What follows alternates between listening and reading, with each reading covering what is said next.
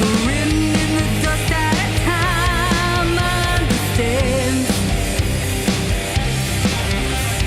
If I fall, will I lose my soul? Am I too broken to ever be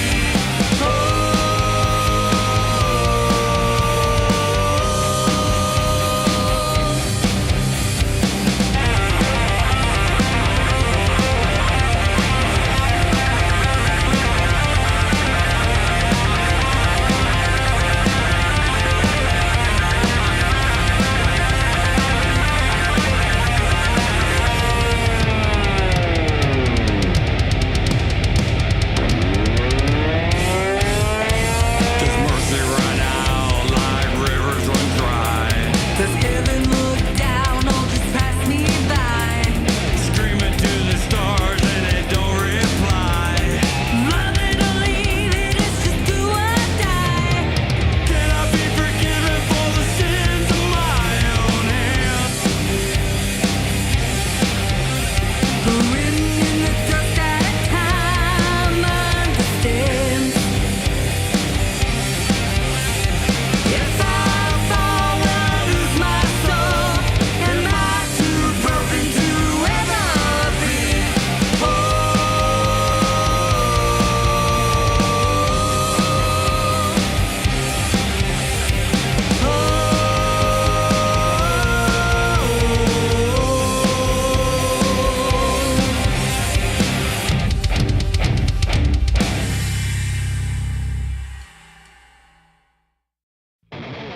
She was the only friend I had.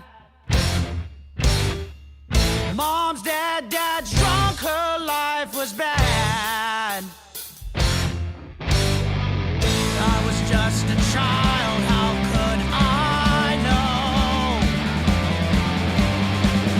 There'd come a day she'd have to go away. She's running away from here.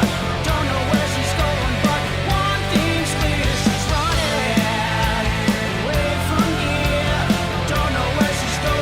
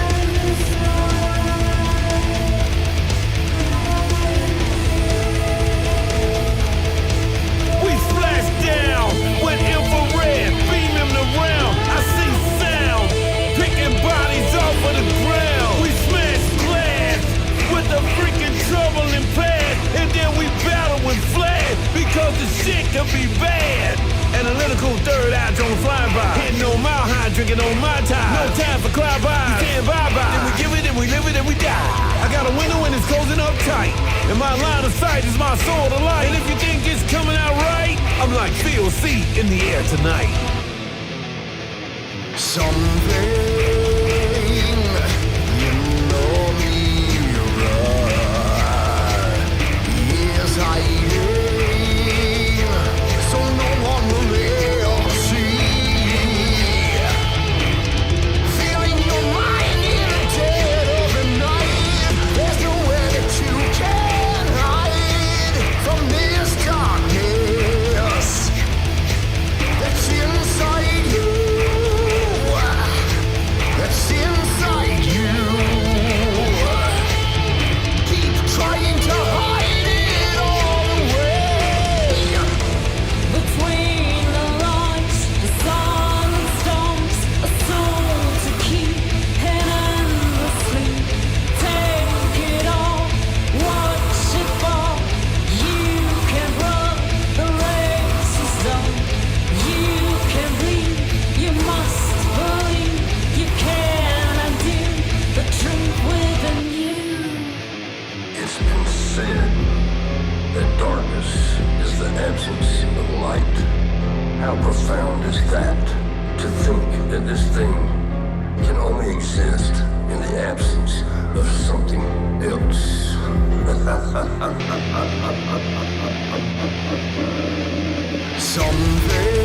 Something lives inside of you, and it's fighting. It's trying to take control. Dreams become nightmares all through the night. There's nowhere that you can hide from this darkness that's become you. It's become you. You keep trying to hide it all away. Believe it lies, the sun climbs, buried deep and asleep. Heed the call, take the fall. You can hide, seize the fight. You can't deny, no need to try. You can undo what's inside of you. Living in this world, all about the goals in the way, running down the path towards the end of the line. Hope is there, hope is gone. Flip of the coin, which wins? Strike a light, what's it your way? Trying to find a way to earn a day. Striking out from here alone. No meaning, no ground. Trying to make it where life is found. The light that burns bright, all in your mind. The tunnel reminds me of you. Because the darkness. Believe it crawl, it never died. Once buried deep, woke from the sleep. The biting call, you took the fall. It has begun, the fight is done. But head inside, you now abide. You can't undo the darkness.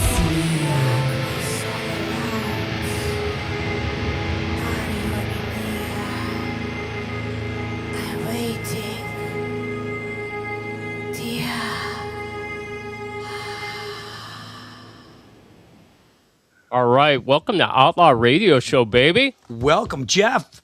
Welcome back, brother. Yeah, man. I feel like it's only been a few hours since we've last seen each other. Yeah, I had a great time on Thursday night. Thank you so much. No, thank you. So much fun. I mean, between, the shows that we have here on Outlaw Radio Nation are unbelievable. Between, of course, this show, Yes. which is, I'm a little opinionated. Little biased. But I do think this is by far the best show This is, on Outlaw Radio Nation. yeah, But, I mean, we've got the Monday PSA which is fun. at 7 o'clock.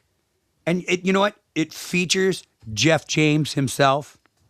I bring Matt on too, and he talks I about gotta make sure I get into the camera here. Jeff James himself, and Matt comes on with Yep. his paranormal segment, which is always great. And then you got the Thursday night show with the paranormal chef Matt Guck himself. Matt, I see you in the live chat room. See you, Matt. Dude, I can't wait to meet up with you. Hopefully this week I can get that Ethiopian Bible from you. We can be rocking and talking about that. We have a little reading planned out for us. And then Rockin' Robin, Rockin' Robin was our amazing new last night. co-host, she was phenomenal. I thoroughly enjoyed her. The metal goddess. She's very photogenic. Yeah.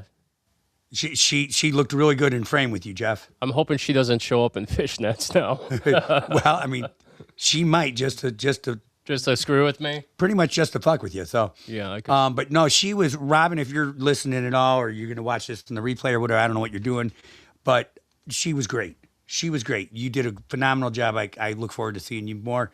And then, of course, You. the flagship. The flagship show. The flagship Outlaw show. Radio. I mean, I'm new to the show, but this is the flagship show. Yeah, this is what we started with. This And- is the baby. I am honored and I am humbled to be here. Well, thank you so much. I'm happy to have you with me, man. It's been a What good are time. we talking about today, Jeff? I know we got a great show planned. Yeah, we do. We have a lot of stuff. So, happy Mother's Day to all you peeps out there. Living, Absolutely. departed in heaven. Happy Mother's Day to everyone. And it's Outlaw Radio, baby. Many try to copy us. Some even point like we do. Okay? Others wish they could be us, Reverend. Well, a lot of people, but I just tell them get in line. You know, I'm the first one at the fiery door. But we're one of a kind, and we're here to kick some ass. Yes. And I'm Jeff James. And I'm the Reverend. And the Reverend. Tonight, we bring you music, fun stories, and a shit ton of music, okay? We have an interview at 8 p.m. with Jay Jones, country artist. He's from Memphis. I think he's in Nashville now, okay? But we're going to talk to him. We're also going to play Memphis, his song. Nashville, they're both Tennessee. And they're both great music towns. Well, Nashville's a little better. Yeah, it might be. I've been to Memphis. Memphis is cool. It's all right. Memphis barbecue's the best. Yeah. Irreverent Rev. Better than commercial radio. Goddamn right. Absolutely. Goddamn right. All right, so Jay Jones at 8. In the paranormal, we talk communion of the saints. Absolutely. In the Real Men's Health Summit, Single Till the Day I Die. And Reverend Rob, what do you have for us tonight? We're going to talk about the voice inside your head. Awesome. Now I have Inner Demons lined up just for that. Do we? Avoid Dead. Oh, AVD. You asked for it, so I brought love it. AVD. I can't wait. You know what? They're not in the room yet, but I'm sure they will be. They always tune in. Yeah. they And so always do. so does the King. Yes. King Ern. King Ern usually shows up too. So, I mean, they're halfway around the world or whatever. So Yeah. We'll see him soon, I'm sure of it. I'm sure we will. Also, tonight we have music by the Black Roses, which is the band I have. I have a Woot, great woot. song from Rob. Go ahead. I said woot woot. Woo woo! Woot woot. The Black Right. Roses. I like that sound better. That one better. That was great. That's great. Black Roses. Jack's Revenge. You heard Storm Kingdom with Ella and Black Marine and a whole bunch of people. We're going to play Justin Witt. We're going to play Jay Jones. We're going to play Drayden Gordon. You heard One. The Ohio Network Experience. I'm not sure, man. I can't remember what Did they you call say we're going to themselves. play some Dalton Jones? Dalton Jones, yeah. I put Dude, it on. I'm a big fan. I love Dalton Jones. We've got him coming up in an interview in a couple weeks, don't we? We have all country artists that we play on the show all coming up. I'm Jay s- Jones. I'm actually Dalton really excited Jones, about that. Juke Johnson. Yeah, we have all of them. I scheduled all of them. You heard the Keller Band, and then with Sins, and then, of course, Avoid Dead will be on in a little bit. AVD. All right. Are you ready? I'm ready. And what are we going to do?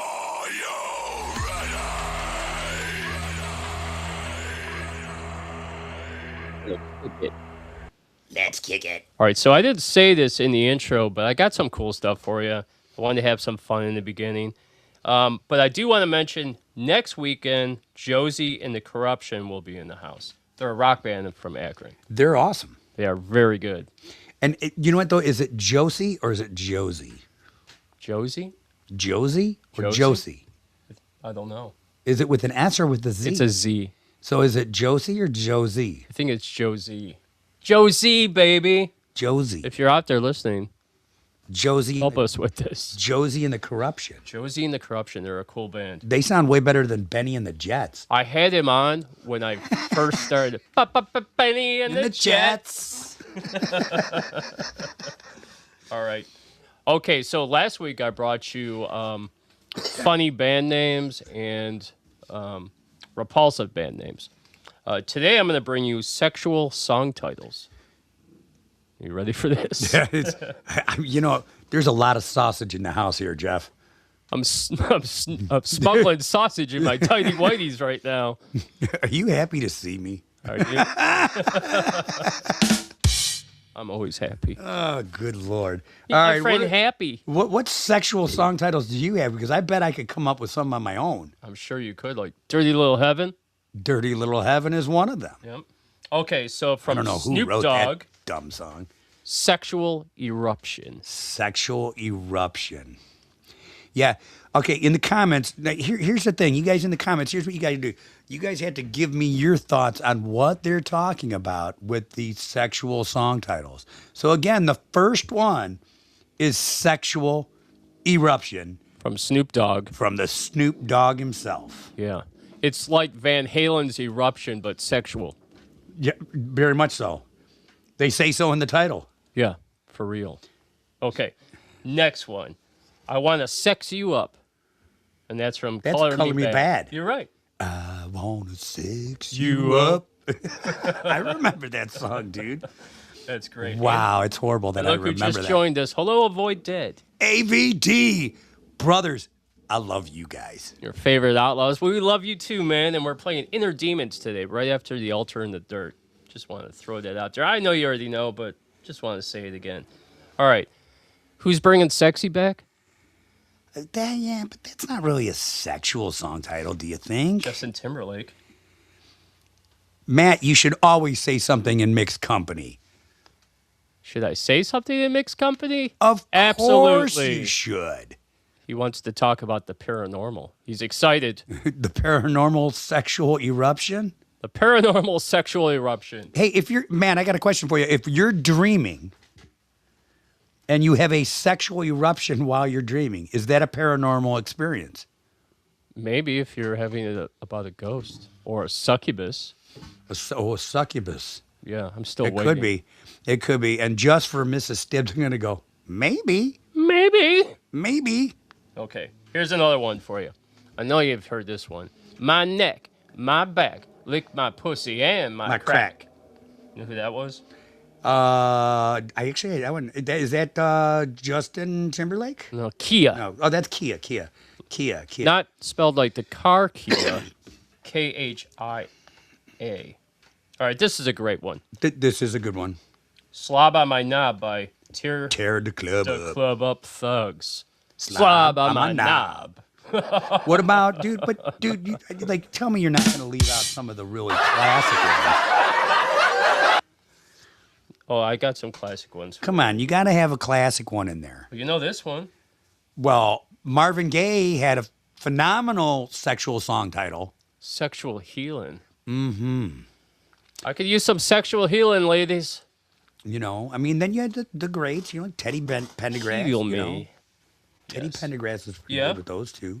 Love to Love You, Baby. Donna Summer. Yes. Love to Love You, baby. Oh my God. I mean, but what about oh, come on. Let's see, I'm trying to look through the ones. I'm looking over his shoulder here, folks, because I don't exactly know everything that's planned for the show, but I'm seeing that he doesn't have a couple of them on there. Erotic City by Prince. Of course. Erotic City. Or Darling Nikki should have been in there. Darling Nikki should definitely been. What about Let's Pretend We're Married? Yeah, that's a good one. Hell, the entire album from 1999, the 1999 album should be in there. It's very sexual. I mean, the whole album. Darling Nikki. How about Freak Me by Peaches and Cream? Peaches and Cream. What a great band name. That's too. a Peaches and Cream with, isn't that with 112? Yes. Yes, Freak Me. All right, here's one for you that you guys may not know. She Bop by Cyndi Lauper. She bop, and they bop. I bop. They bop, and we bop. She bop. That's Cyndi Lauper. It's about masturbation. Well, but it is. But She bops it. I don't know if this young crowd we have in the chat room even can understand that song. Yeah. I mean, you do not have a very, very critical song on there. Hey, Max said if the woman of your dreams turns into reptilians. Is that what a sexual eruption is, Matt? That'd be scary, man. Hey, one time I was with a chick and she was on top of me and the lights were out and she looked like a freaking demon. It scared me. I think she was a succubus. I bet she was. But then I just ignored it and continued. I was like, oh, this is still feeling good. So, fuck it. Okay, I Touch Myself by the Divinals. Yes. When I Yes. think about you, I touch myself. I got to send this to. Oh, I'm not spelling it right. Hang on. I got to spell this right. I'm trying to engage in the chat. I'm Oh, still yeah. learning how to do this. But you're talking But- about Wasp. But Gibby said Wasp had one, and I said, at Gibby, fuck like a beast. Yeah. That was definitely in there. Well, if you want to talk about some 80s songs, Smooth Up in Ya! Bullet Boys. Bullet Boys. The Bullet Boys. Yeah. That was mentioned by John Raven. He mentioned that to me, that he knows them. And then I mentioned the song Smooth Up in Ya, and I asked, what's that song about? And he's like, well, if I have to tell you. I Kissed a Girl. Yeah, that's another one. That's Katy Perry. Katy Perry. What about Unskinny Bop Bop Bop Bop? Yeah, Unskinny Bop. For sure. And I mean, can't forget a classic. Warren's Cherry Pie. No, that's a classic too. Yes. Yeah. And Girls, Girls, Girls. Yeah. Well, I think all the Motley 80s, Crue. I think pretty much all the 80s.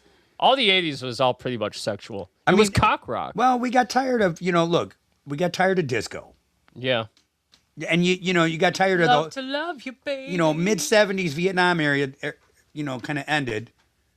So all the protest songs were gone. So disco came in, and then the 80s hit, and it was nothing but sex, blow, and The good good times. times. And that's what it was all about. Cindy said, White Snake, slide it in. Slide it in. Right. Oh, to yes, the absolutely. top. Slide it in. Never gonna stop. Yeah, I love sliding it in too. Nothing better. What about Genuine? Yeah. Pony. Riding My Pony. Yeah. Man, that brings me back. And then there was Rick. What was his name? Ocasek. Slick Rick. Slick Rick. Yeah. I'ma beat it up. Oh, so Rick Ocasek was the Cars. Yeah, the Rick Ocasek was the Cars. Yeah, but they also sang about sexual stuff. Well, yeah, Okay, Slow and Easy. Yeah. Slow White and Snake. Easy.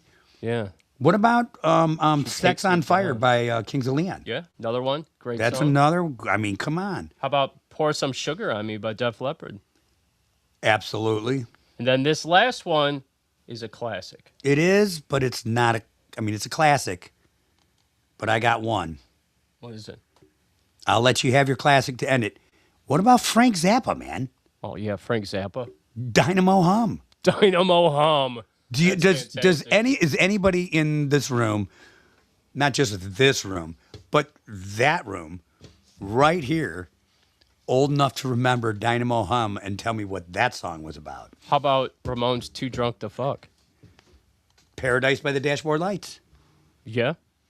And He's rounding third. Stop right there. Sandy says Frank Zappa is a 100. So Yeah, for sure. Hey, there's a Cleveland band called Smiley Balthazar, and they have a song, and the lyrics go, it's about a midget. Tiny, Tiny little little hands. fingers wrapped around my shaft, and she give some really good brain. yeah. Great line. Never forgot it. What was your classic? Okay, You Can Leave Your Head On by Etta James. Etta James. She had a beautiful voice. You can leave your head on. Hey, didn't a dude sing that though? Maybe later. Joe Cocker, didn't he have a sexual song? What did he have? We Could Do It in the Road. That was it.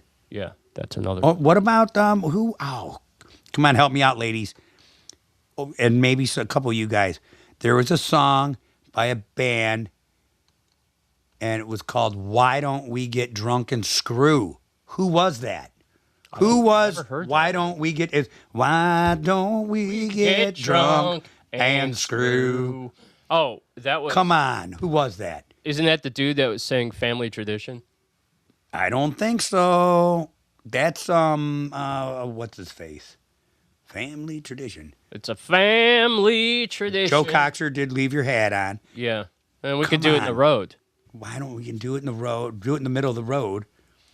I But don't know. if I no, there want- was somebody that did. Everybody wants some. Yes, Cindy. Everybody wants some. Everybody Yeah. wants some. Cum stains on my pillow. Yeah, yeah. There was a song that we Robin mentioned last night by a band called Bukkake Tears. That's one of those punk bands. I'm pretty sure that's a punk band. Yeah, she mentioned it, and I looked at her. I was like, "Way to go! Way to go, man!" Jeff, did you look at her just like that? I tried not to. Did you look at her just like that? We didn't make eye contact. And did you pull the microphone close and go, I'm. way to go? Way to go, mommy. All right, here we Jimmy go. Buffett. Jimmy Buffett. That was it. So the next merch we get in's got to go to Sandy. Yeah. The next free merch we get in has to go to Sandy because she named the song. Sandy, I got something coming for you. You know what it is, too. Easy. Easy, son. Easy. Good guys. Oh, I got one for you. What's the name of the band? With Steve Perry. Not Steve Perry. Steve Perry? That would be Journey. The Big 10-inch. Oh, that's a pull out your Big 10-inch. That'd be Aerosmith with Aerosmith, Stevie thank you. Tyler. Yeah. Stevie Tyler. He had how a about- mouth big enough that could handle a 10-inch. Yeah, he could. How about balls to the wall, man? How about Accept? Accept. Love in an elevator. Loving an elevator? Dude looks like a lady. I don't know if that's a good. Yeah. That's Lo- for the trans people out there. Lola by the King. Yeah. Eloy, she walked up to me. She asked me to dance. In a dark brown voice. Yeah. Sandy gets it. She absolutely. She threw out the eggplants. She threw out the eggplants, old school. I don't want to let you down. It's not 10 inches. Okay. It's big, though. He said 10 inches. 10 centimeters. He said 10 inches, lady. 10 inches. It's the ocean of motion, Rob. Size It is. doesn't matter. It is. It's not the size of the tool. It's the job you use it for. Rats back for more. Okay. Moving on.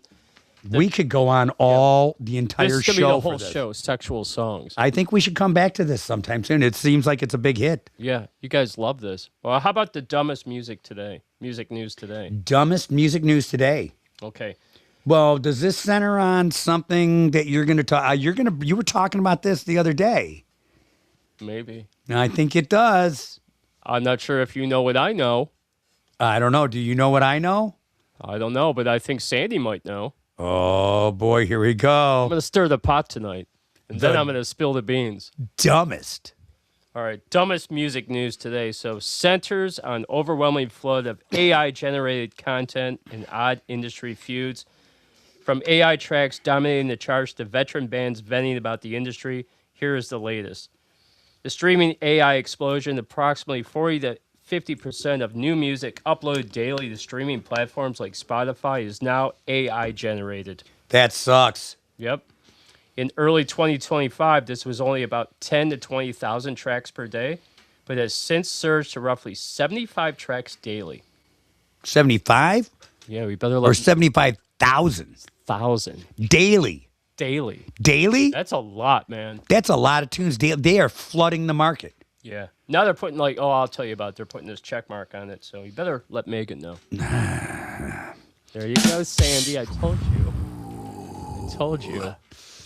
You know, sometimes things are better left unsaid. Yeah, but I said it. Okay, so Spotify has this green check mark now to combat AI slop. Spotify has introduced a new verification system to distinguish human artists from prompts. Ironically, critics argue the system which verifies... It's all good. Oh, crap. I almost did the wrong click. You're okay. We're still here. We're That's all still that here. matters. which verifies humanity based on things like merch sales, favors, established superstars over actual independent human creators. So they have a check mark now, so you can distinguish between what is real and what's AI slop. Jeez, I'm just knocking everything over. Well, that's all right. I almost logged us off the show. Yeah, you did. I was like, hey, I'm done. I had this one girl on one time. She was sitting next to me and she picked up the mouse. I was like, "Put it down." And she did. Did you get disconnected? No, but there's buttons on the side that'll disconnect you. See them right here. I was trying to miss those buttons. Yeah, I was gonna say something good. That's why I picked it up from just the tip. Okay, baby. All right, so Folks, I am out of Crown Apple tonight. I don't have my Crown and Cranberry. All I have is water. And no, really, this is water. It's not vodka. This is water. So we'll see how I do on the show tonight. and Sandy refers to the last person I mentioned as Miss Piggy. Hi, Kermit the Frog here. Okay, moving on. All right, so the fake Billboard star, you'll love this one. A project called the Velvet Sundown managed to amass 850,000 listeners before anyone realized the band didn't actually exist and was entirely synthetic. I think I saw a news story on this. Actually, it made like national news. Yeah.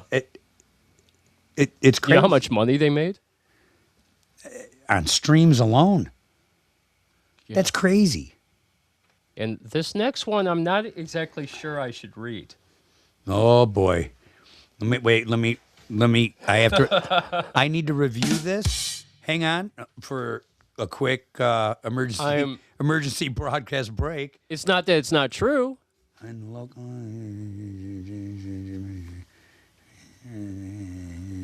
Well, actually, that is pretty true. It is See, true? but that's why this is. Oh, I'll wait for my comment after you say Well, this. do you think I should say it?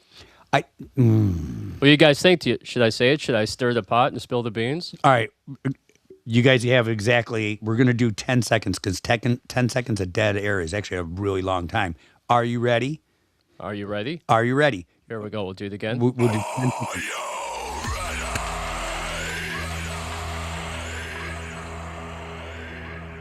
This is bringing the shade, man. This is throwing shade. Like I said, sometimes F it, do it. Sometimes things are better left unsaid. And I've learned a lot about this lately. But I have 1, 2, 3. I have 3 yeses to All right. spill the beans. I'm going to spill them. So we're going to spill it. Okay. And in local news, the Matt J. Chase and over-medicated experiment crashed and burned. That's what happens when big egos clash and you have dumb people involved. Bringing the shade today. Bringing it, baby. You know, but here's the thing. This is why a lot of creators are going to AI generated musical tracks for their lyrics because dealing with egos and assholes. Or assholes and egos. Delusional people. It gets hard, man. Putting a band together is hard, and it takes a certain chemistry, and it's really, really tough. I'm going through it. I've been through it. You know what? I'm gonna get an artist on here. I'm not gonna say who it is yet because I want to. And we're gonna tear him apart. But I'm gonna get an artist on here, and I want him to submit. The song I want him to submit is a song called "Issues," and the song itself talks exactly. That's a great song. It's called Issues, and it talks exactly about take your issues and take your ego and get the fuck out of here. Okay, everybody knows, maybe not everybody, but I banned over-medicated Matt Chase. Janine wants to hear what happened. Tell her the story.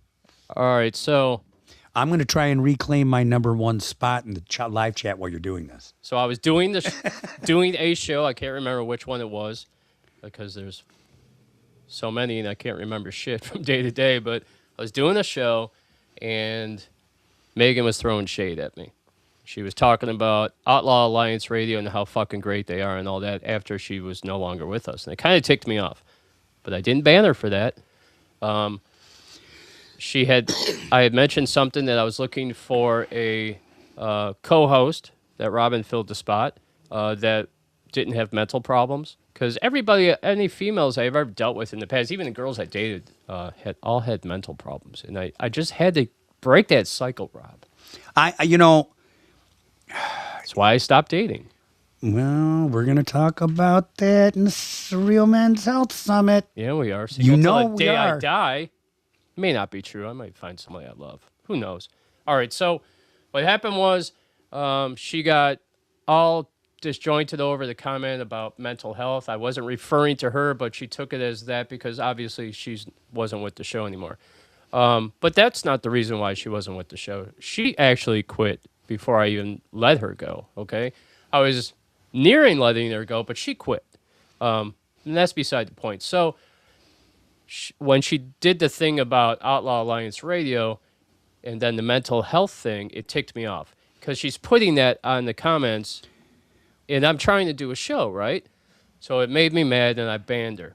Okay, so we come. He's not resentful. This is just, she's kind of likes to play games. Yeah, I don't like game playing. That's kind of like why I don't date. I don't like the games. So we go to next week. Okay, now she's banned. I have a show where I have over medicated Matt Chase on the show, and I'm talking to them, interviewing the whole bit. And all of a sudden, this Mr. Brindley pops up, and then over medicated and Matt Chase are super excited about Mr. Brindley, and I'm like, who the fuck is Mr. Brindley? Because I pretty much know the people that come on the show, you know, the Yeah, comments. Mr. Brimley. Mr. Brindley. So while I'm playing Isn't that music- Wilford Brimley? It could be Wilford Brindley. If it is, it's very paranormal. Yeah. Should have him visit the Thursday night show. So I go, while the music's playing, I have the ability to continue the show, but then go and look on YouTube to see who Mr. Brindley is. Mr. Brindley happens to be Megan Peters. Megan. So I felt it was a setup that Overmedicated and Matt Chase knew that she was going to do that. And it pissed me off, and I fucking banned them all. I don't play games. Hey, And that's the story. That's what happened. I'm going to come in real close to the mic and I'm going to talk like this for a minute. So, Rob, what do you think? Did I don't know if I did the right thing or not. I lost a lot of followers with it. Jeff, tell me how you really feel. And that's how I feel. But hey, listen, there's podcasts out there like Tim Dillon. And if you ever watch Tim Dillon, he tears everyone apart. Okay? We are an equal opportunity offender. Yes. So if you happen to get on the bad side, you're going to get the boot. I am I never want to ban anyone.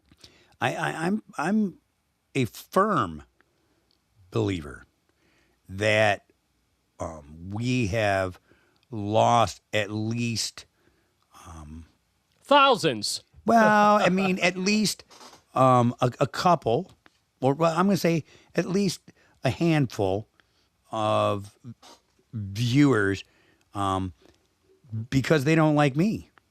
Oh, yeah. I get that. I dropped my cigar. Well, you know, it's not just that they don't like me. I mean, because I'm a pretty likable person. I'm not real attractive, but I am a likable person. I really am. Hey. Am I a likable person, Jeff? Sandy thinks you're attractive. Wow. Hey, She told me and you are two good-looking dudes. nice. You know what? And I've been told that we are two handsome fellas. Two handsome fellows on the prowl looking for some ladies. Maybe. Maybe or maybe not. But yeah, I mean, there's other reasons that. So we threw some shade today. I did. The Reverend has nothing to do with that.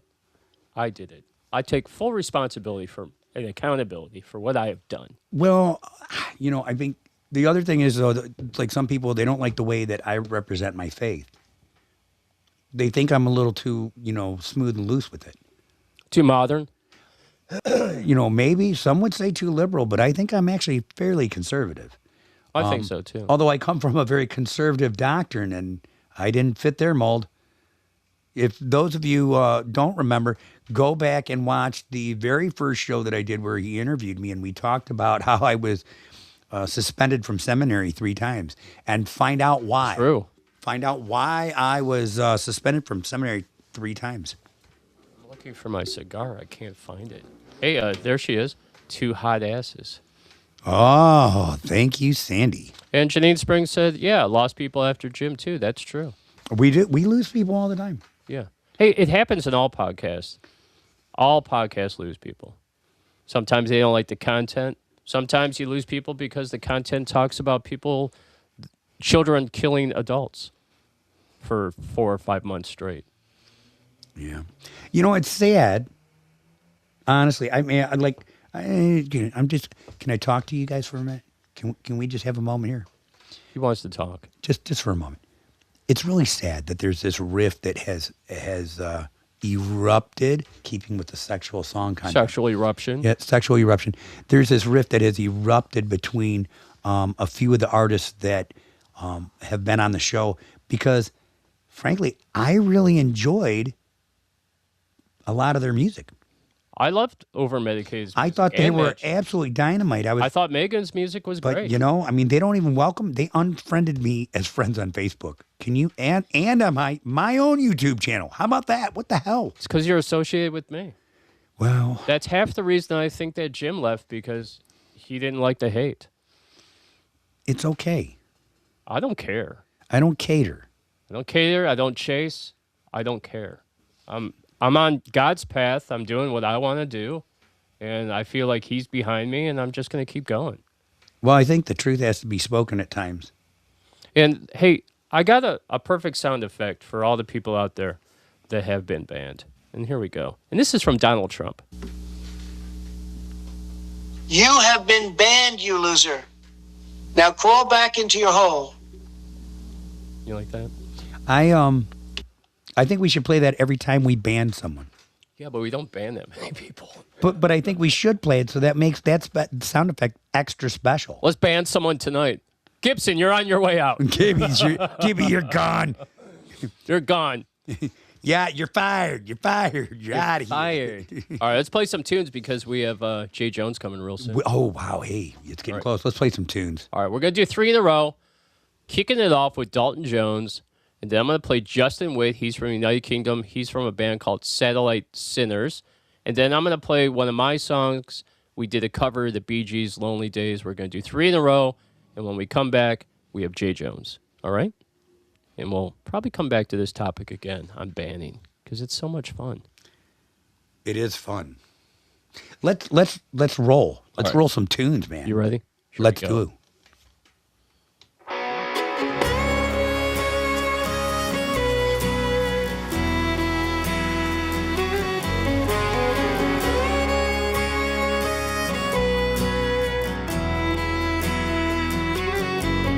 I was born with a Bible on a nightstand and a bottle hid out in the back of my van. Mama prayed hard, Daddy worked his hands. I found salvation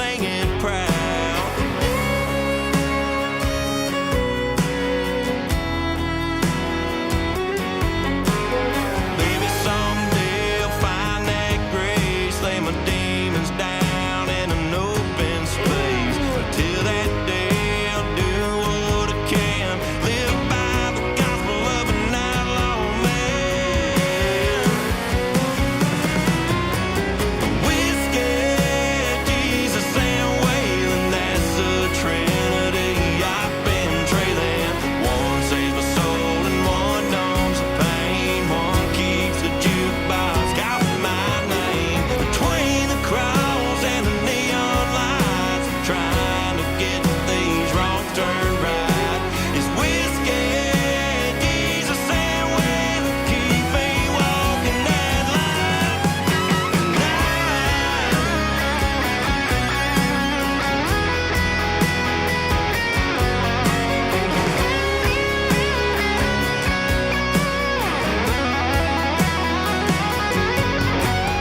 Whiskey, Jesus, and Waylon has done him a mind long life. It's whiskey, Jesus, and Waylon keep me walking that line.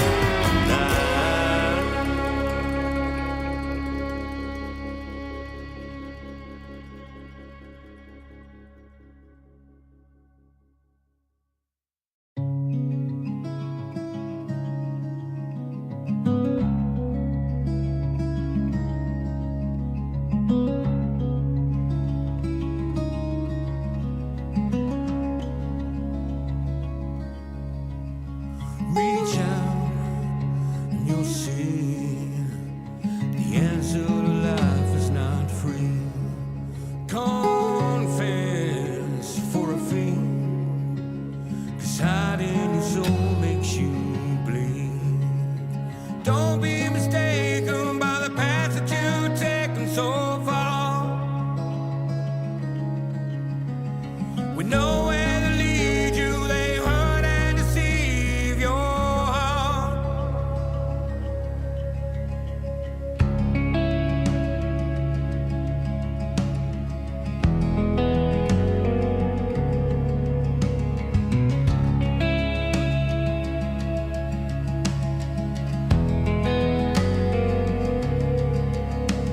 Reach in, find the key to unlock the door finally.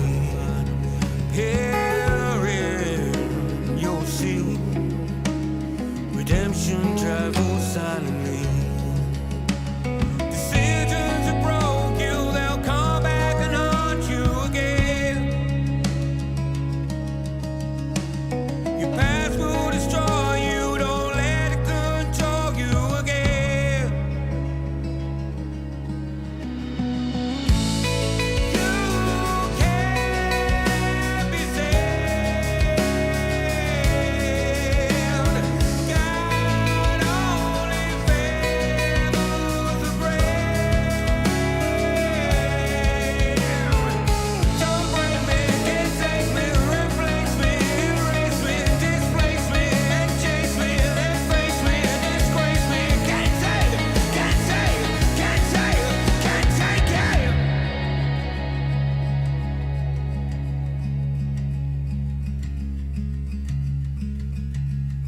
I need a place to hide, far from the world outside. Quiet space to heal my pride. Help me through the other side. I need a place to hide, far from the world outside. Quiet space to heal my pride. Help me reach the other side. You can't be saved. You can't find the way.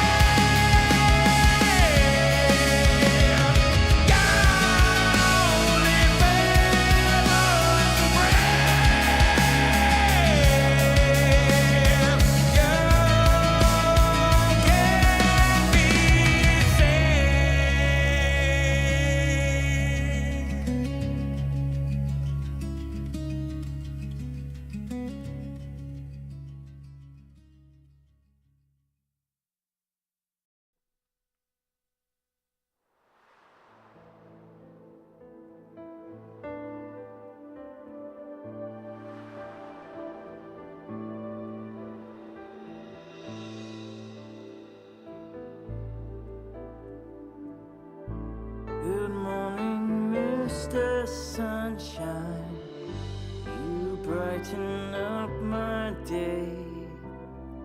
Come sit beside me in your way.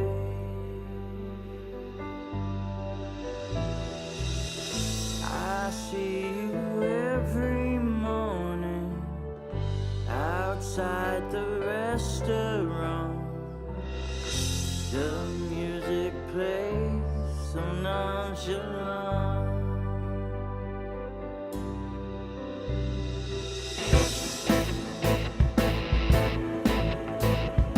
Lonely days, lonely nights. Where would I be without my woman? Lonely days, lonely nights. Where would I be without my woman? Lonely days, lonely nights. Where would I be without my woman?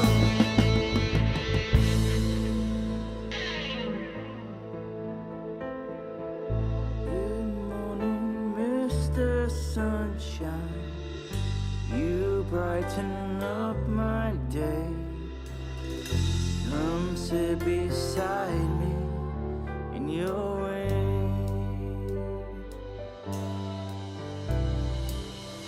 I see you every morning outside the restaurant.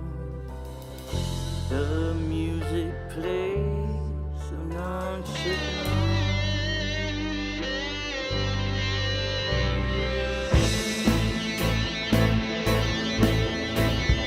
Lonely days, lonely nights. Where would I be without my woman? Lonely days, lonely nights. Where would I be without my woman? Lonely days, lonely nights. Where would I be without my woman? Lonely days, lonely nights. Where would I be without my woman?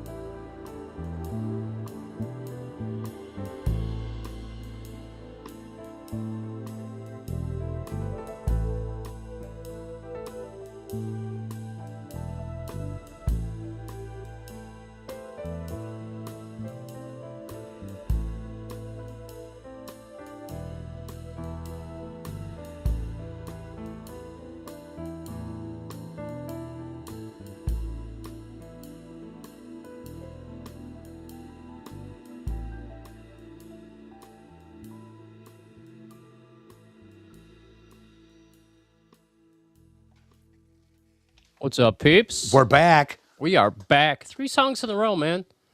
Dalton Jones kicked it off. Hey, Janine says she was scrolling on Facebook, and your post came up, Jeff. It's a sign from Crystal. What was it? I don't know. Janine said she was scrolling on Facebook, and your post came up, Jeff. It is a sign from her. I would love that. I'm assuming it's the one about that of you and Crystal. The one I put up of all 4 pictures? I believe so. Yeah, it showed up in my memories today. Yeah, it was the memory you shared. So I'm assuming that's the one that Janine is talking about. But Well, later in the show, it's a sign. when we do the paranormal segment on communion of, no, I can't speak. Communion. of the saints. Communion. I'm going to read one of Crystal's last passages out of her journal. The last passage. And for peeps out there that don't know, she died on Mother's Day today. She says it was your tribute post. Yeah. Yeah. Dude, it was beautiful. It was Yeah. a beautiful post. And Matt says that is actually an awesome cover, Jeff. Thank you so much, man. Turning it rock was pretty cool, he said. Very cool. I'll just say it really quick. Kevin Bogdanowicz was the singer on that. Unfortunately, he passed as well. So he's up there in heaven with Crystal. And Nico did the backing vocals. I had a classical pianist do the piano for me. Her name's Megan Denman with the Cleveland Orchestra. Yeah. And I did all the guitar parts and the backing vocals at the very end. I thought it was great. It was fun. I thought it was really cool. I love that song. And I always thought that song should be rock and roll. So that's what we did with it. You know, it reminded Rock. me of the Bee Gees, Yeah, I love but more rock and roll. the Bee Gees are great. They are. I love that band. Staying alive. Wait, you get it? There we go. When I was a kid, I used to love to dance. I still like to dance, but I used to love to dance. And I used to go down in the basement and with the 45s and play Saturday Night Live. I had a black suit with a pink shirt, just like John Travolta. That was pretty disco. Yeah, I was super into it. Maybe one of these nights, One of these Nights. nights. Oh, oh, oh. one of these nights I'll go up to Smedley's and cut the rug. I saw that one dude dance, and I was like, that's my spot. So, peeps, we're waiting for Jay Jones to come on. He should be here soon. He'll be here any second. Oh, you know, 2 minutes out. 2 minutes out, minute and a half out, you know.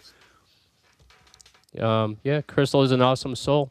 Had some good times. We worked at Redstone. If you look up at the window right there, Rob, it says Stone. That's part of It does. Redstone's sign. Matt, I stole the Redstone sign. That's really cool. And when they were tearing it down and starting again, when Fabio took over, I stole it.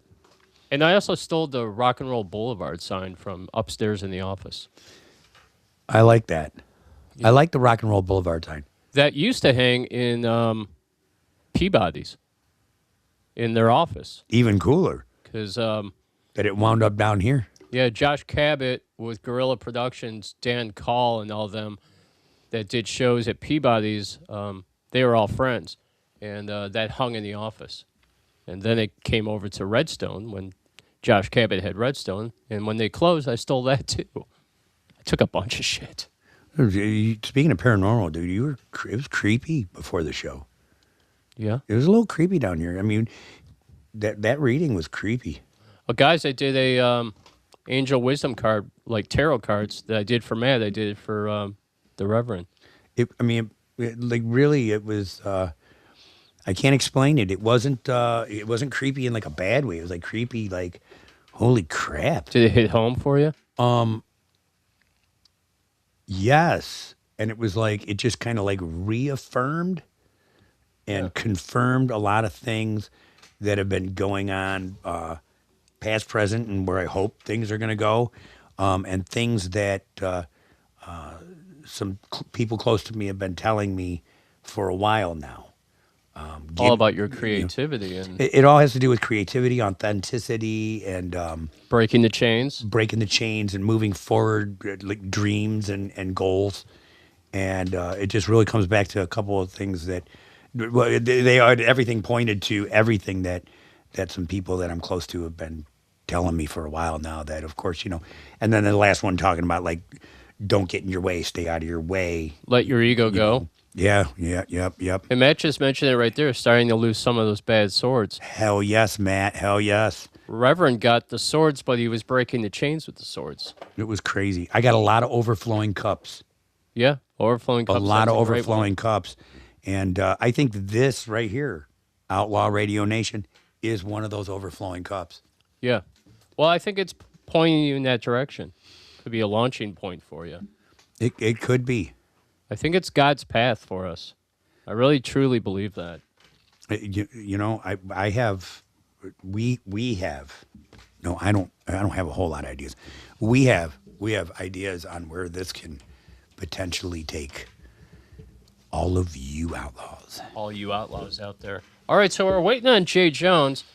I'm not sure what's going on. We're like Could be testicle difficult. couple minutes past. So what I'm going to do is I'm going to play probably a couple songs. Let's do some tunes. And while we're doing that, I'm going to go over and look on Facebook and see if he's having any issues getting on. Okay? That's a great idea. So that's our plan right now.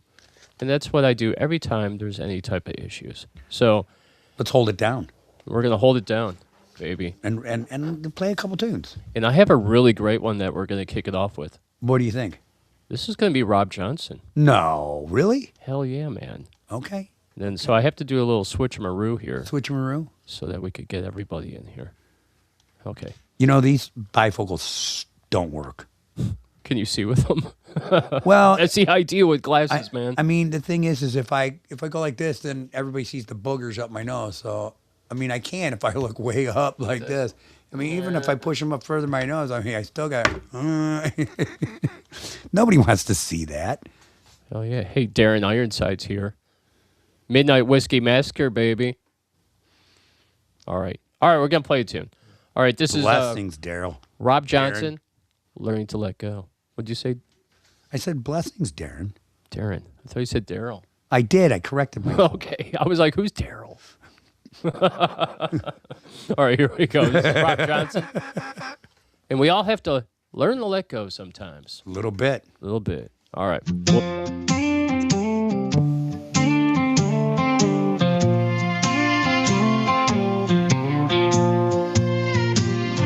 I pulled up with my walls up, hard heavy on my sleeve.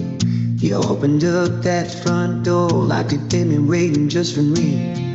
You didn't dig for stories, didn't try to fix what's torn, and you just gave a little kindness where I'd only felt the storm. I ain't scared of you, baby, just scared of what I feel.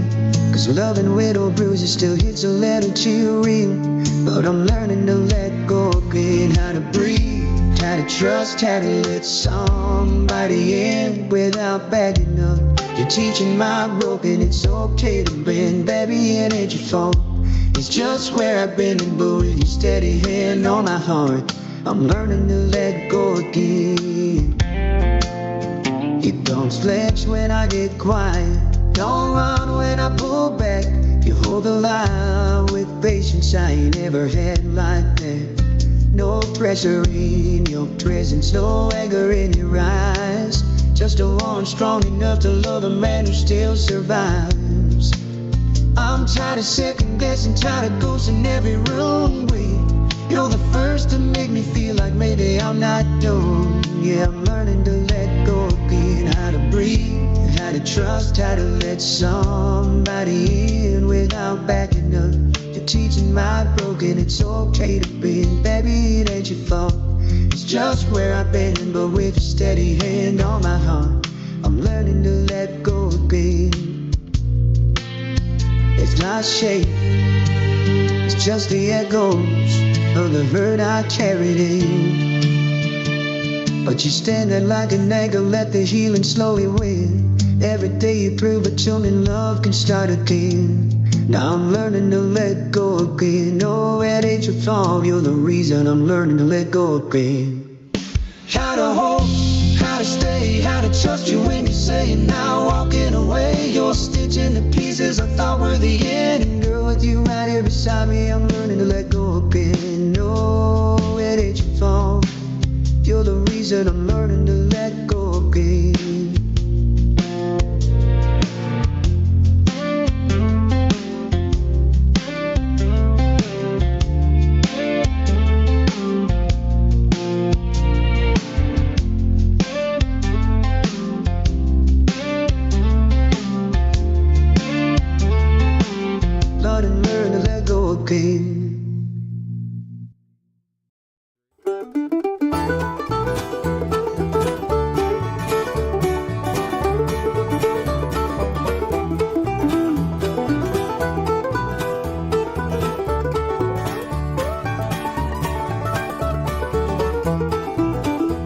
I know what it means to be lonesome. I know what it means to be blue.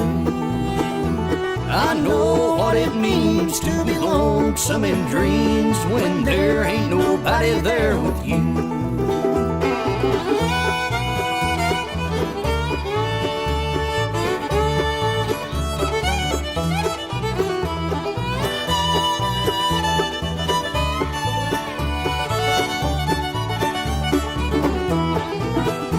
My baby left me this morning as that clock was just striking 4.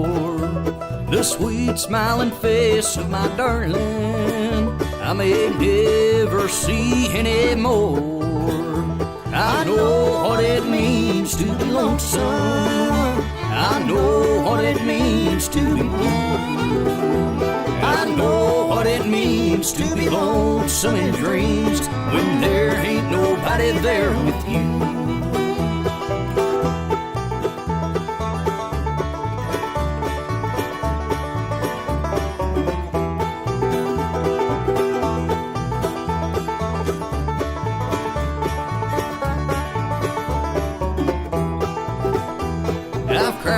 I've cried since we parted. No one knows what I've gone through. I'd give all I own just to have you back home. I'm lonesome, so lonesome for you. I know what it means to be lonesome. I know what it means to be blue. I know what it means to be lonesome in dreams when there ain't nobody there with you.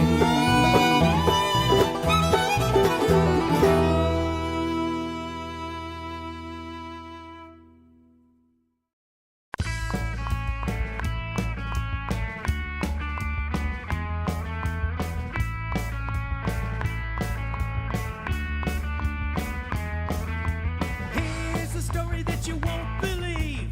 My mom and dad, they almost named me Steve.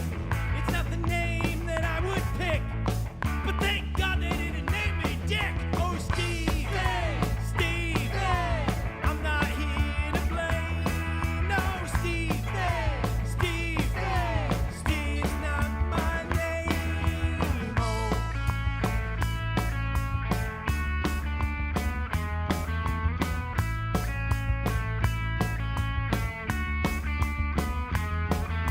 My teachers all had my older brother first. I tell you, man, it was the worst.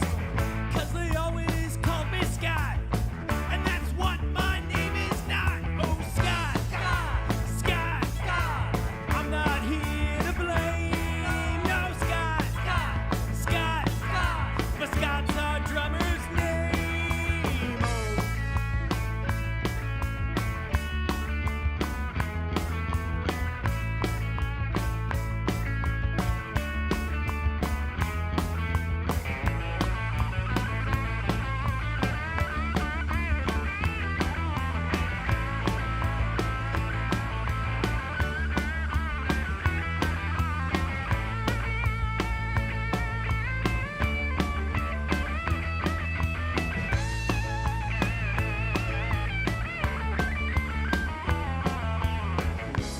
None of this, though, was really all that bad.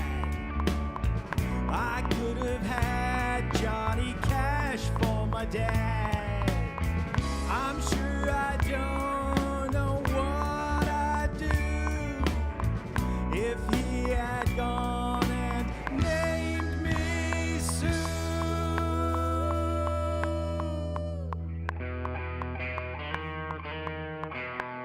Oh, Sue, Sue, I'm not here to blame.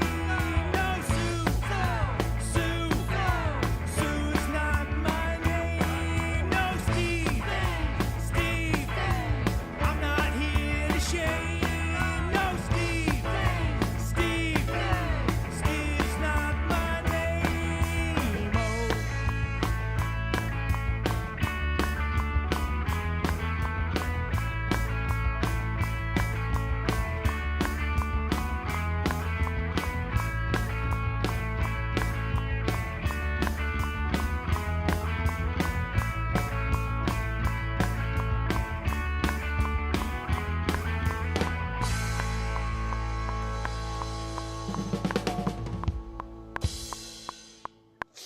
Turn off the metronome, baby. Wow, I think somebody forgot.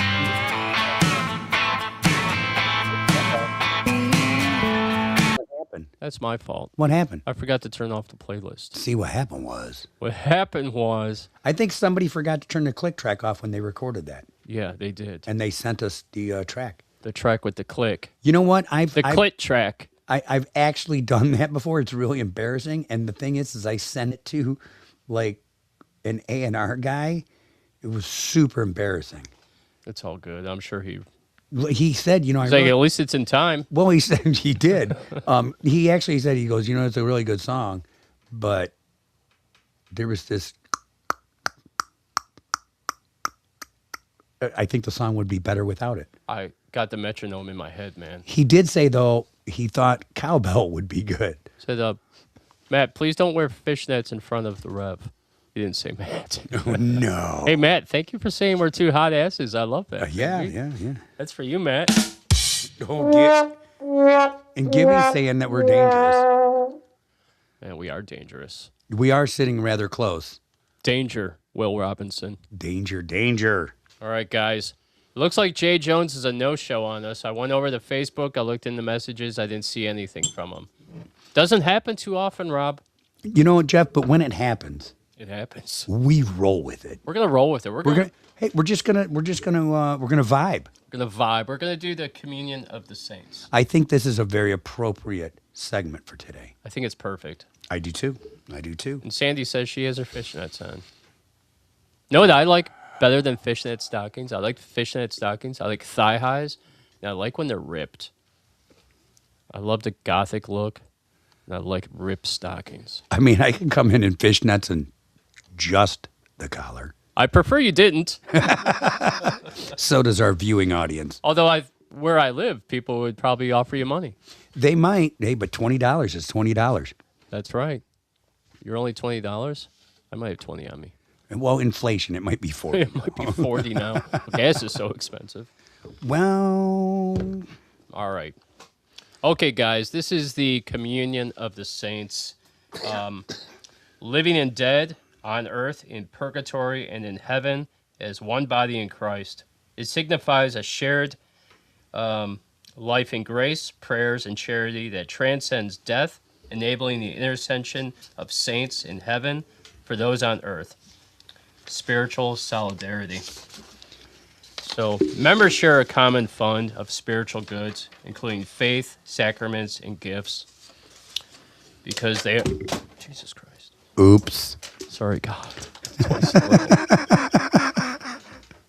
Communion of the saints, I'm taking the Lord's name in vain. Okay. Well, I mean, it's okay because it's a common fund of spiritual goods, including faith, sacraments, and gifts. Okay. So, because they share one body, the good deeds and prayers of one member can benefit others. So, the intercession of saints. Believers often ask those in heaven to pray for them, similar to asking a friend on earth for a prayer.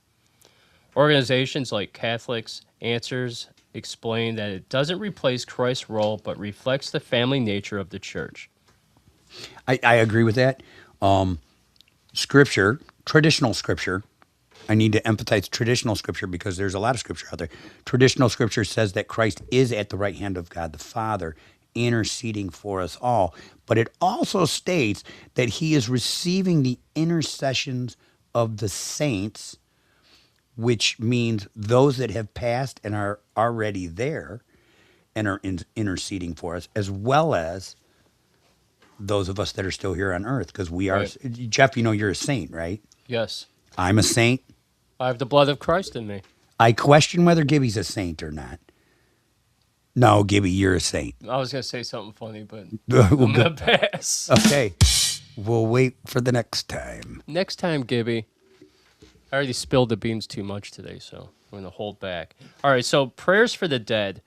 Living members can offer prayers and sacrifices to help those in purgatory. Although I'm not sure if I really believe in purgatory. What's your thoughts on that? My official belief, I don't believe in hell. Right. I've made that statement pretty firm. I don't believe there's a such thing as hell, and I think there's both historical and scriptural fact that there isn't. But if there were, this would be hell. But this could also be considered purgatory where we're at. It could be. I always thought purgatory is like the in between heaven, the next step. Maybe it's a place of healing, so you can before you move on.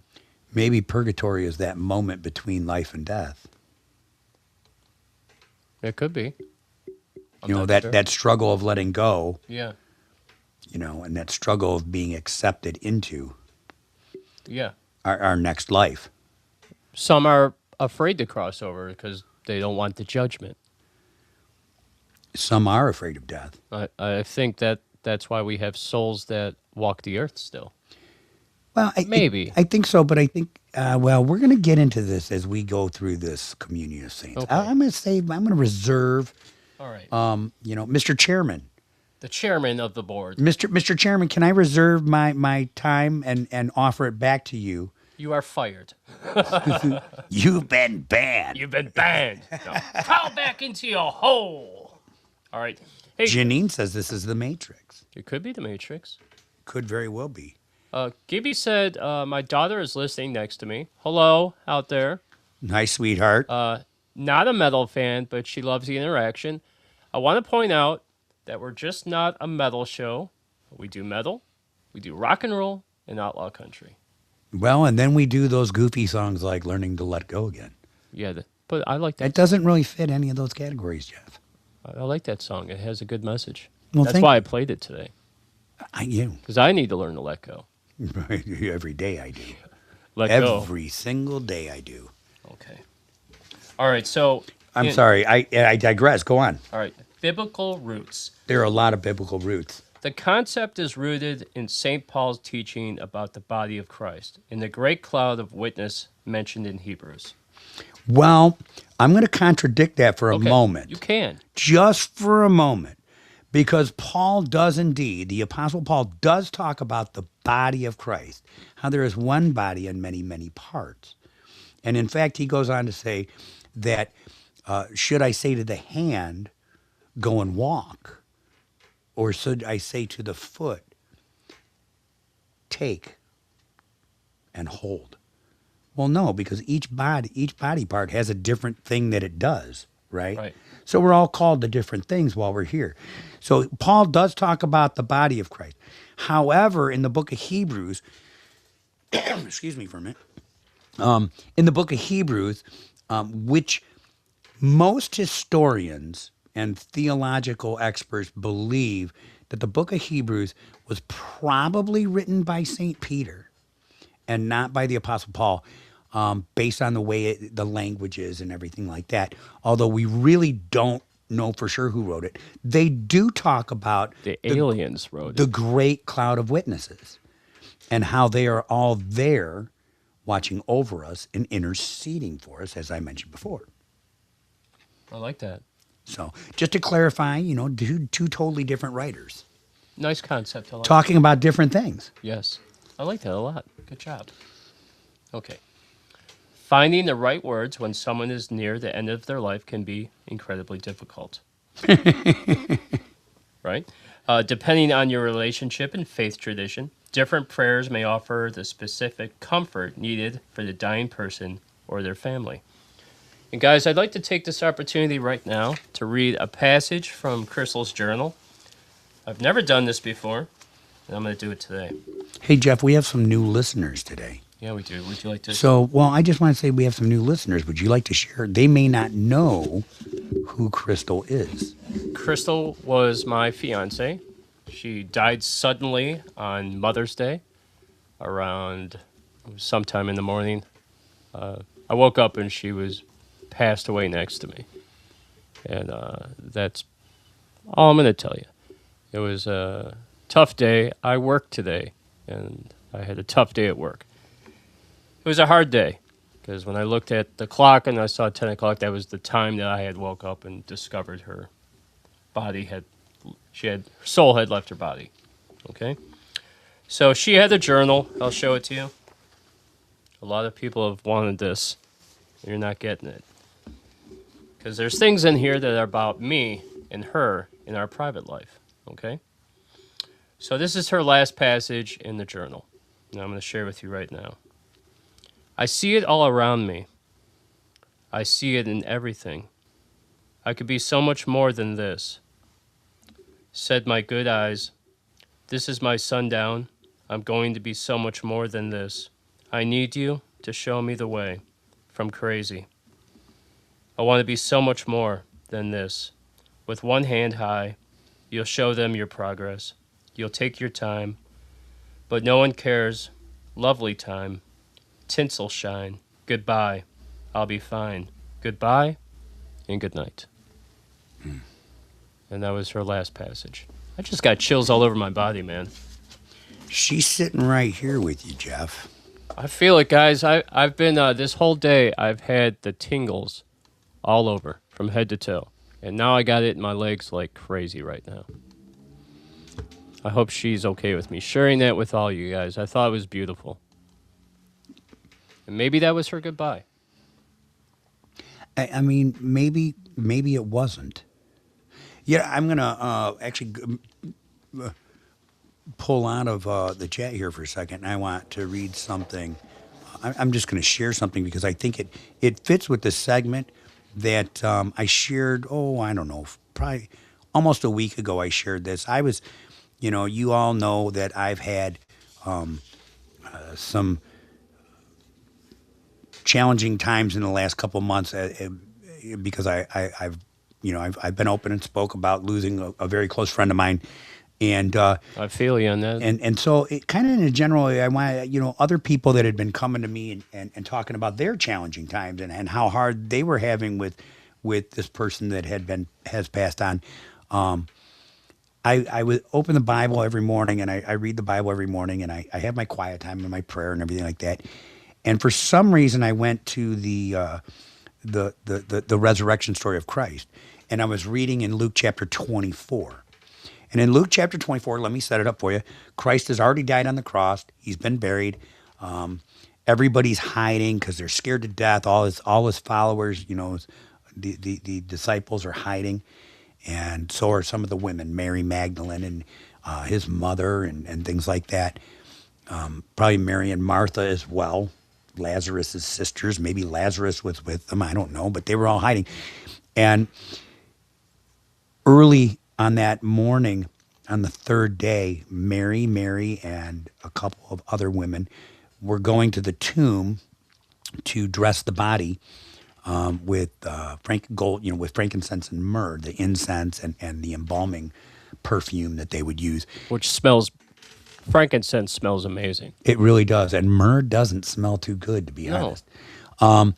But they run into this guy, and Mary says, "Excuse me, sir, can you tell me where they've taken my Lord?" Because they see this empty tomb, right? And so the person that she talks to, she thinks he's the gardener. And so that's setting it up, okay? And this person that Mary thinks is the gardener, it's actually Jesus himself, but she doesn't recognize him because of her grief. And he says, "I ask you, why are you looking for the living among the dead?" So I was thinking about that the other day. And so I wrote kind of like a little quick, little message, a little sermonette, and I posted it on Facebook. Maybe some of you have seen it. But this is what it said. It says, "I've been thinking a lot lately about the loss that our community, the misfits, weirdos, musicians, and bikers, has felt recently." And I don't really have polished words for it because the truth is it hasn't felt polished to me. It's felt, well, quiet in the worst way. Like something is missing in the background of everything. And you only notice it when you stop long enough for it to hit you. You feel that? Yeah, I do. When you stop long enough to let it hit you. How long has it been? It's been 6 years. 6 years for me. For you. And when you stop long enough, There isn't a day that goes by that I don't think of it. and it just comes out of nowhere. Yeah. So you catch yourself, right? Yep. Reacting for people who aren't here anymore, and you're reaching for them, and you want to grab and hold on to them, and you think you think a lot of times you think, "Oh, I'll still see them, or I'll still hear them, or I'll still run into them like I always did," and then it hits you again, that reality that they're gone, That's the hardest part. And so there's this line in Luke chapter 24, verse 5, and it says, "Why do you look for the living among the dead?" I'll tell you something that I had a really hard time with. Okay. When she was cremated, I had a hard time with that, not because she was cremated, but that she was completely gone. Like, I had this thought in my head, if she was buried as her body, at least her body would be there and there was somewhere to go to visit her. But when it was ashes, it was hard for me to grasp that. I feel. Do you know what I'm trying to go I with that? feel what you're saying right now. My dad was cremated. My son was cremated. My grandson was cremated. I don't have it on today. I have actually today. I have on Nice. Stibs. This is my Stibs. But normally I have a cross, and my grandson's ashes are in it. So, but here's the thing. It says, "Why do you look for the living among the dead?" And this is Jesus speaking to Mary, but she thinks he's the gardener, right? And I don't think it's about religion in that moment as much as it's about how we deal with our grief and our loss. Right. And we're taught that it has to do with religion, and it has to do with, oh, well, it's only the resurrection of Christ. And that glorious day that he was resurrected. That's what we're taught. But that's not what it's about. It's about how we deal with loss, because that's exactly what we do. We go back to the places, Yeah. right? We replay conversations. We Right. look at old text messages. We listen to old voicemails. Sometimes we listen to old songs. Sometimes we pick up the phone to call them. I'm going to show you something. You see that? Yeah. Guys, I don't know if you could see that, but that's Crystal's old phone number. I found it. I called the number, and would you believe her voicemail is still on there? You're kidding me. I couldn't believe it. See, that you just proved exactly what I'm talking about. We sometimes we go sit in the same spots. We make those phone calls. Like something about that might bring them back to us. It was the weirdest thing. That might bring them back into reach. When she was cremated, they offered me a vial of her ashes, and I said no. I don't think I could have dealt with that. I couldn't do it. But see, that's not strange. I know. To me, I was like, I don't want it. See, It was too hard. that's just what it looks like when someone that meant so much to us is gone. When someone wasn't just in your life, Yeah, they were your life. but they were part of your life. They were part of your everyday rhythm. Yeah, it changed my whole life. See, but at some points we realize that we're not searching in a place that can answer anymore. You know, I walk into Smedley's and I look. First thing I do, man, I walk in and the first thing I do is I look right down at the end of the bar and I look right there. And Stibbs isn't in his seat. But I'm looking in a place that I can't find him. I'm looking in a place that they can't answer me. And the question that's really being gotten at is not about, oh, it's time to stop grieving, or, oh, you got to move on. I tried to move on. See, but the question that's being dealt with in that moment is to stop expecting a life that can't give life anymore. Okay? The part that nobody likes because it feels final.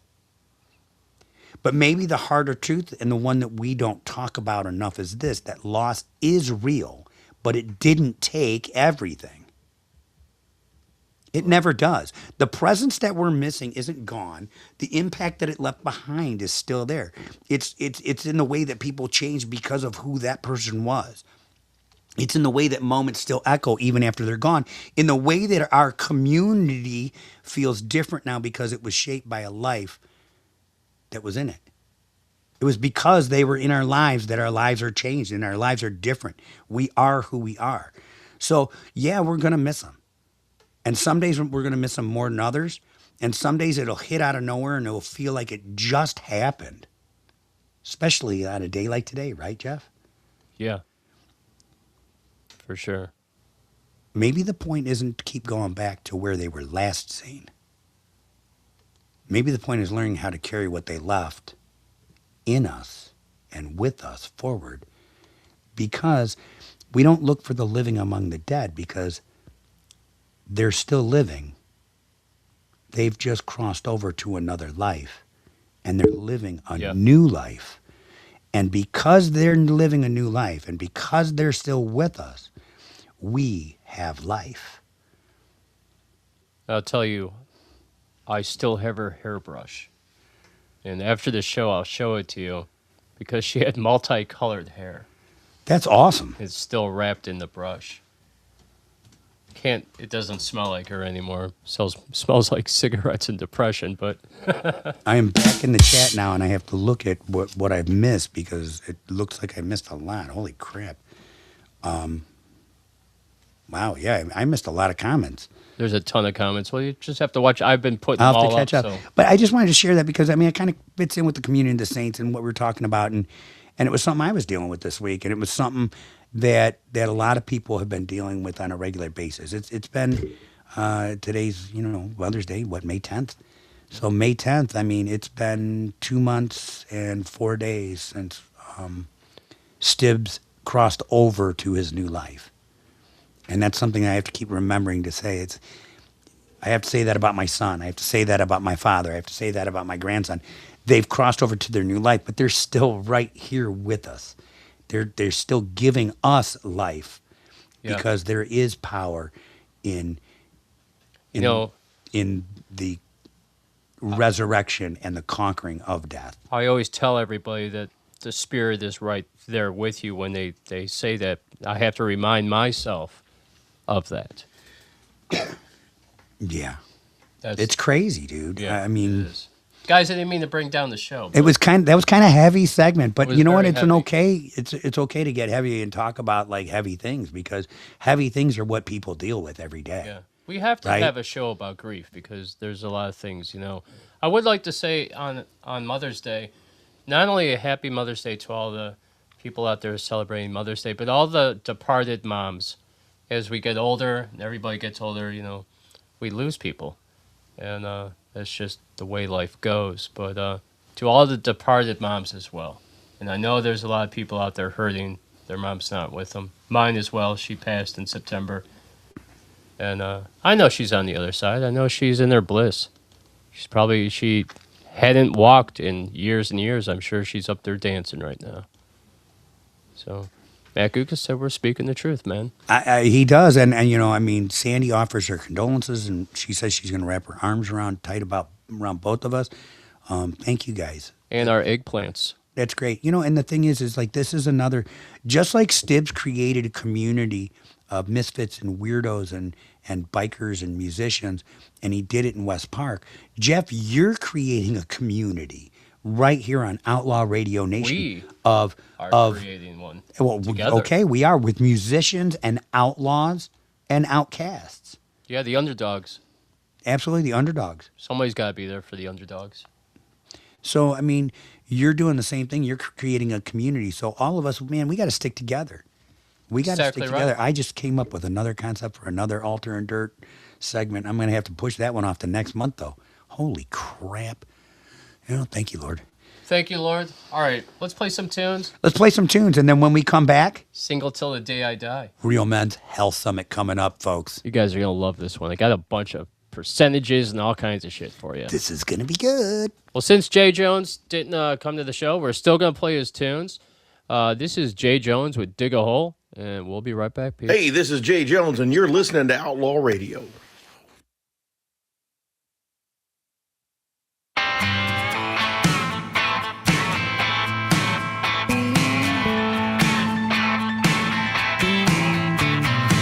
You go your way, and I go mine.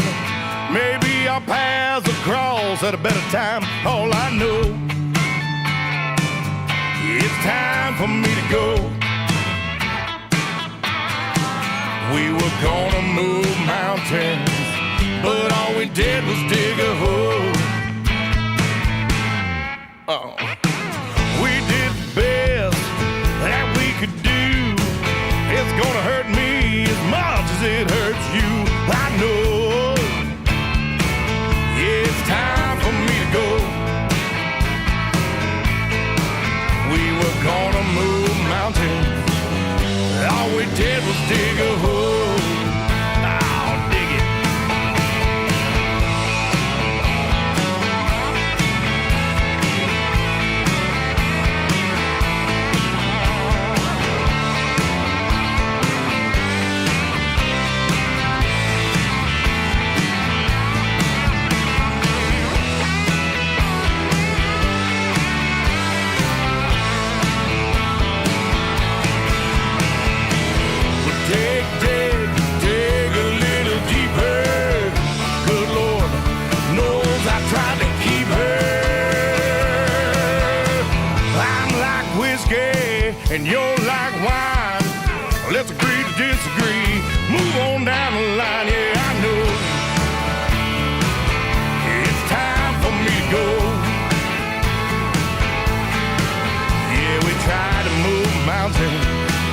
but all we did was dig a hole.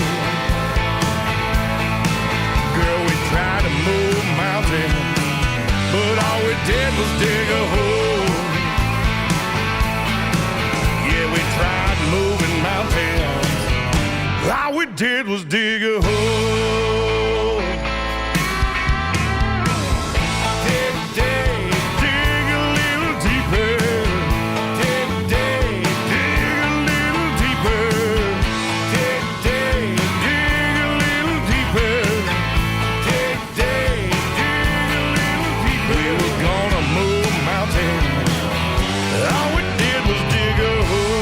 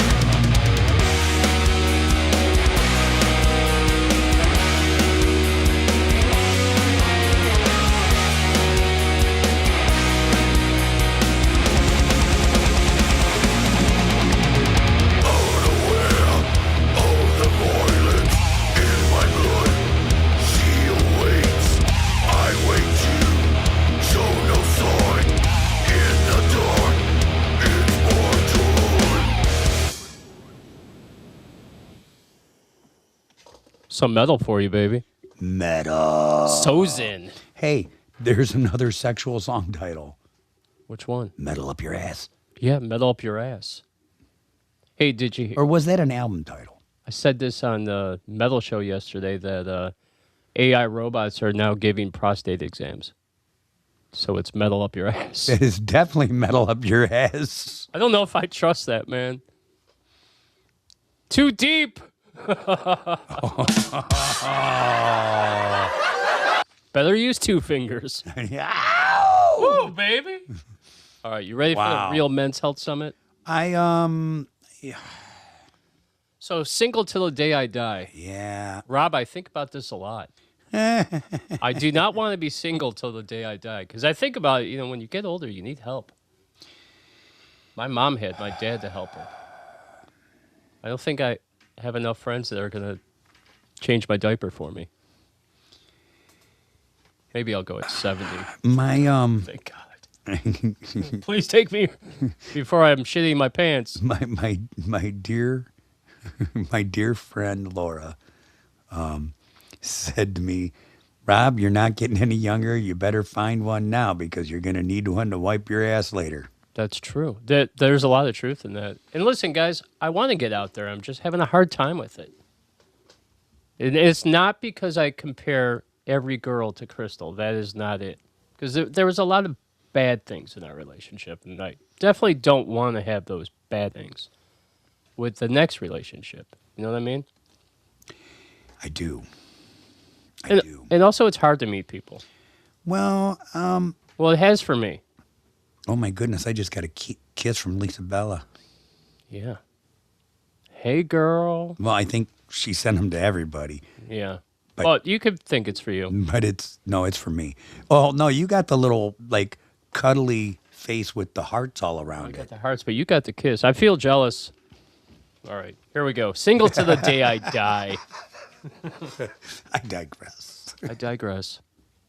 And even more. Okay. In 2026, approximately 46% of all American adults are single. Among men, this percentage varies significantly by age, with the highest concentration of singlehood found in the younger demographics. Now, I'm going to give you some demographics, okay? Give me some demographics. Here we go. 18 to 29-year-olds, roughly 63% of men in this age group are single. Can you believe that? 100%. Yeah. Well, they also don't know how to approach women. Well, they don't know how to approach women, and they're players. And some are very feminine. Masculinity in that age range has dropped off significantly. Well, it has because they're not Gen X like I am. I mean, gosh, they stubbed their toe, and it's like they're my pussy hurts. My pussy. So the truth of the matter is it's true, but in that 18 to 29 is a pretty large demographic. Yeah. That stubbing their toe comment that we just made, that's more like 18 to 21. Yeah. 18 to 22. But that 22, 23 to 29-year-old demographic, those guys, they're just out there to score. They want one thing and one thing only. Chads and Tyrones are out there hitting pussy. Hanging Chads. They say that 90% of men are not getting laid and 10% of them are fucking all the women, which is Chad and Tyrone. That's what they say. In the manosphere. I think I believe that. I might be too red pill to start dating. Okay, here we go. Recent data from the Institute for Family Studies highlights a dating recession, noting that nearly 2/3 of young men have not dated or have dated only a few times in the past year. I don't believe that. That's what they say. But I'm not buying it. They're saying it. Well, and my experience has not bore that out, and I'm not in that age demographic, but I see that age demographic quite often, and I'm not buying it. They're dating. They just don't know how to have a relationship. And I agree. And there's with a that. total difference between dating and having a relationship. Yeah, you're right. And hooking up, there's total difference. Well, what's done that? Swipe left, swipe right. Come on, ladies. What do you think? Chime in here. What do you think? Is that where it's gone? It's swipe left, swipe right. It's all about looks and it's about a hookup culture. It's not about dating. It's not about building relationships. It's about fucking. Do you know that 90%? Let's just be honest. 90% of women swipe left, and very few times they swipe right. I don't know which way is good, left or right. Right's good, left is bad. Okay. See, now that I saw a comment here that's brainwashing. And I'm not positive what Janine was referring to, but I'm going to say that's brainwashing too, because when we were growing up, if you had your earring in the right ear, yeah, that's right. Right was wrong and left was right. Right. Do you remember? Well, if it's in your nose, it's just. That means she's got the bull by the horns. That's right. And Matt mentioned pulled it by the balls. Anyway. Matt mentioned incels. Incels are guys that are women haters, basically. That they're not getting laid because women don't want them. They become incels. Well, but I'm going to continue. You continue, and I'll think about this comment. 30 to 49-year-olds, singlehood rates drop sharply to about 21 to 25% as men in this range increasingly move toward long-term commitment in marriage. The 50 to 64-year-olds, approximately 28% of men are single. 65 years. That's because they've gone through a divorce. Well, yeah, and they've probably had some hard times. See now, but here's the thing: 30 to 49 years old, the rates drop sharply to 21 to 25%, right? Yes. Because men in that age range move towards long-term commitment, right? And or marriage. 50 to 64-year-olds, approximately 28% of men are single. Well, that number starts to go up because of the fact that they've been through a divorce. Right. And it does, and I'm not calling women out, I'm not calling men out. I'm just going to say they've been through a divorce. We're talking Men's Health Summit. So they've been through a divorce. And at 50 years old, let's say that you waited till you were in your late 30s to have a child, and let's say you were 40 and you had a child, right? And your significant other was 32 when there's an 8-year age gap or a 4-year age gap or a 5-year age gap. Now you have a child. So now when you're 50, you have a young child. Yeah, that'd be tough. So 50 to 64, you still have a child that you have to care for. Women don't want to date men in their 50s that have a child. And they don't want to do it. Men also don't want to date women that have kids. Because women that are dating in their 50s, most of them, their children are grown because statistically, women are younger when they get married than men. Right. So therefore, they have their children younger. It's because women have a biological clock where they need to have babies, or you have geriatric pregnancies where men can have pregnancies with women into their 80s. We could still knock you up. Well, but see, I don't even buy blowing that. dust. I don't buy that. We got IVF now. That's true. I mean, you got women in their 60s and 70s having babies. All right. It's rare, but it happens. It's not safe. It's rare, but it happens. Yeah, it is true. And the other thing is, isn't it safe? Is it really not safe? I don't know. And the reason I say that is because, oh man, I'm going all over the place here. I'm sorry, Jeff. You're on a rant, man. I am going to go on a rant here. You know what? Is it really not safe for women as you get older to have a child in your 40s, in your 50s? It's happened. It's been done. Yes, there's a little bit more care that has to take. But the problem is that the government doesn't want population to keep increasing. They're trying to kill off our old people as it is. And then they're pushing forth other agendas because they want us to not have children.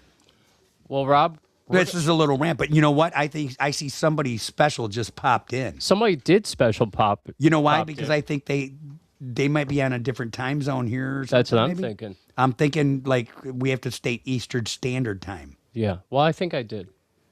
Okay. But it's okay. I digress. But he's here. He's here. I can see him.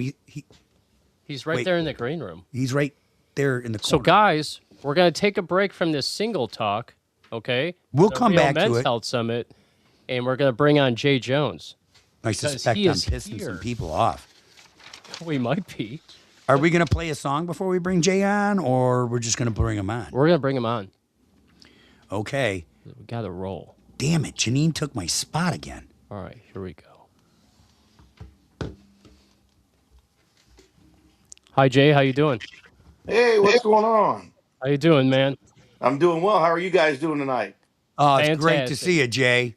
So, Fantastic. I couldn't help but hear. Am I late to the party? You're a little late. I'm sorry. I thought it was 8 p.m. my time, and See, It's I okay. called Don't it. worry about it. yeah. Don't So worry about I'm it. about an hour late, huh? Not really. The party started when you got here. Yeah. See, So that's what I like. That's what I love to hear. that's right. That's He's a always what I party like. animal. So, all right. So let me do a little introduction for you. Headbanging Memphis singer and songwriter, up and coming country artist with high energy tracks. This is Jay Jones. Welcome to Outlaw Radio Show. Thank you guys for having me tonight, man. Appreciate that. You missed it. I played Dig a Hole. Oh, did you, man? I hate that. I'm sorry, I missed it. I'm like I said, the time. I'm sorry. That's totally on me. It's all good, man. We're gonna get started anyway. Everybody, this is Jay Jones. He's an outlaw country artist, and we're gonna get right to the interview. All right. Let's jump to it. Let's get to it. Yeah. All right. What I'd like to know is your early career and how you got started in this whole high energy octane country music. So I started like I grew up in the church and everything, and so we were very active um, in the Christmas cantatas and the musicals and things like that, and then of course school plays and things of that nature. Now, when I got a little bit older, music's always been a part of my life, man. Always. I mean, when I got a little bit older, I started working in nightclubs where obviously music was a huge part of the nightclubs. And then my family and I opened a little bar and grill where we featured live entertainment pretty much about 5 to 6 nights a week. Whether it was karaoke or whether it was live bands or whether it was acoustic acts. And then when we decided to close that down, the same week that we decided to close the restaurant down, one of our top acts that did very well with us, they parted ways with their lead singer, and so they would always kind of get me up to do some, vocals with them, just guest sit in, whatever. And so they reached out to me and said, "Hey, man, we're looking for a new lead singer," and I actually told them no like 5 times before I agreed to do it.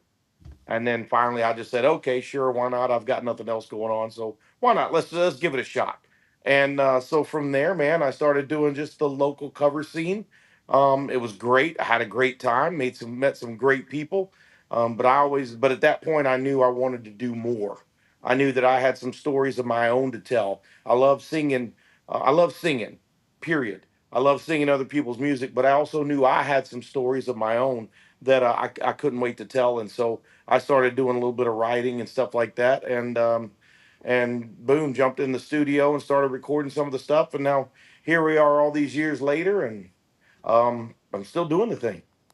That's really cool. Hey, one thing I'm confused about now. You were born and raised in Memphis, right? Yes. Now, do you live in Nashville now? No, I actually still live in a suburb outside of Memphis, but I do a lot of work up in Nashville. Okay, that was the Yeah. one thing I wasn't sure about. I, Yeah. I, I love the fact that you started in churches Yes. and then your family opened a bar Yeah. and got into bar music. Yeah. It means you were simultaneously a saint and a sinner. Yeah. Love it. Yeah. So. Brother. Well, And when I Jay, started working in the nightclubs, needless to say, mom and daddy weren't very happy. But after they kind of started meeting some of the people, and they realized that, you know, bar patrons are not these terrible people, they were very much okay with it. and guess what? You're actually talking to a real reverend too. Oh, really? Okay. All right. Rob. My grandfather, um, who's passed now, but he was a retired Southern Baptist preacher. So yeah, Right. I have that under my belt too. I'm a semi-retired Lutheran minister. Okay, there you go. There you go. And he was All thrown right. out of seminary school 3 times. Okay, there's nothing wrong with that. Sometimes we, Bad boy. How do you I get thrown out 3 times? How do you get accepted back? I had a higher power. There you go. There you go. God was like, bring him back. Yeah, exactly. Hey, Bring he him always back he again. he And again. always welcomes us back. He always welcomes us back. Yeah. He Absolutely. always has open arms for us, man. Exactly. All right. Um, Something very cool about your video: monster trucks, motorcycles jumping over top of you. Chris Gables shaped your video.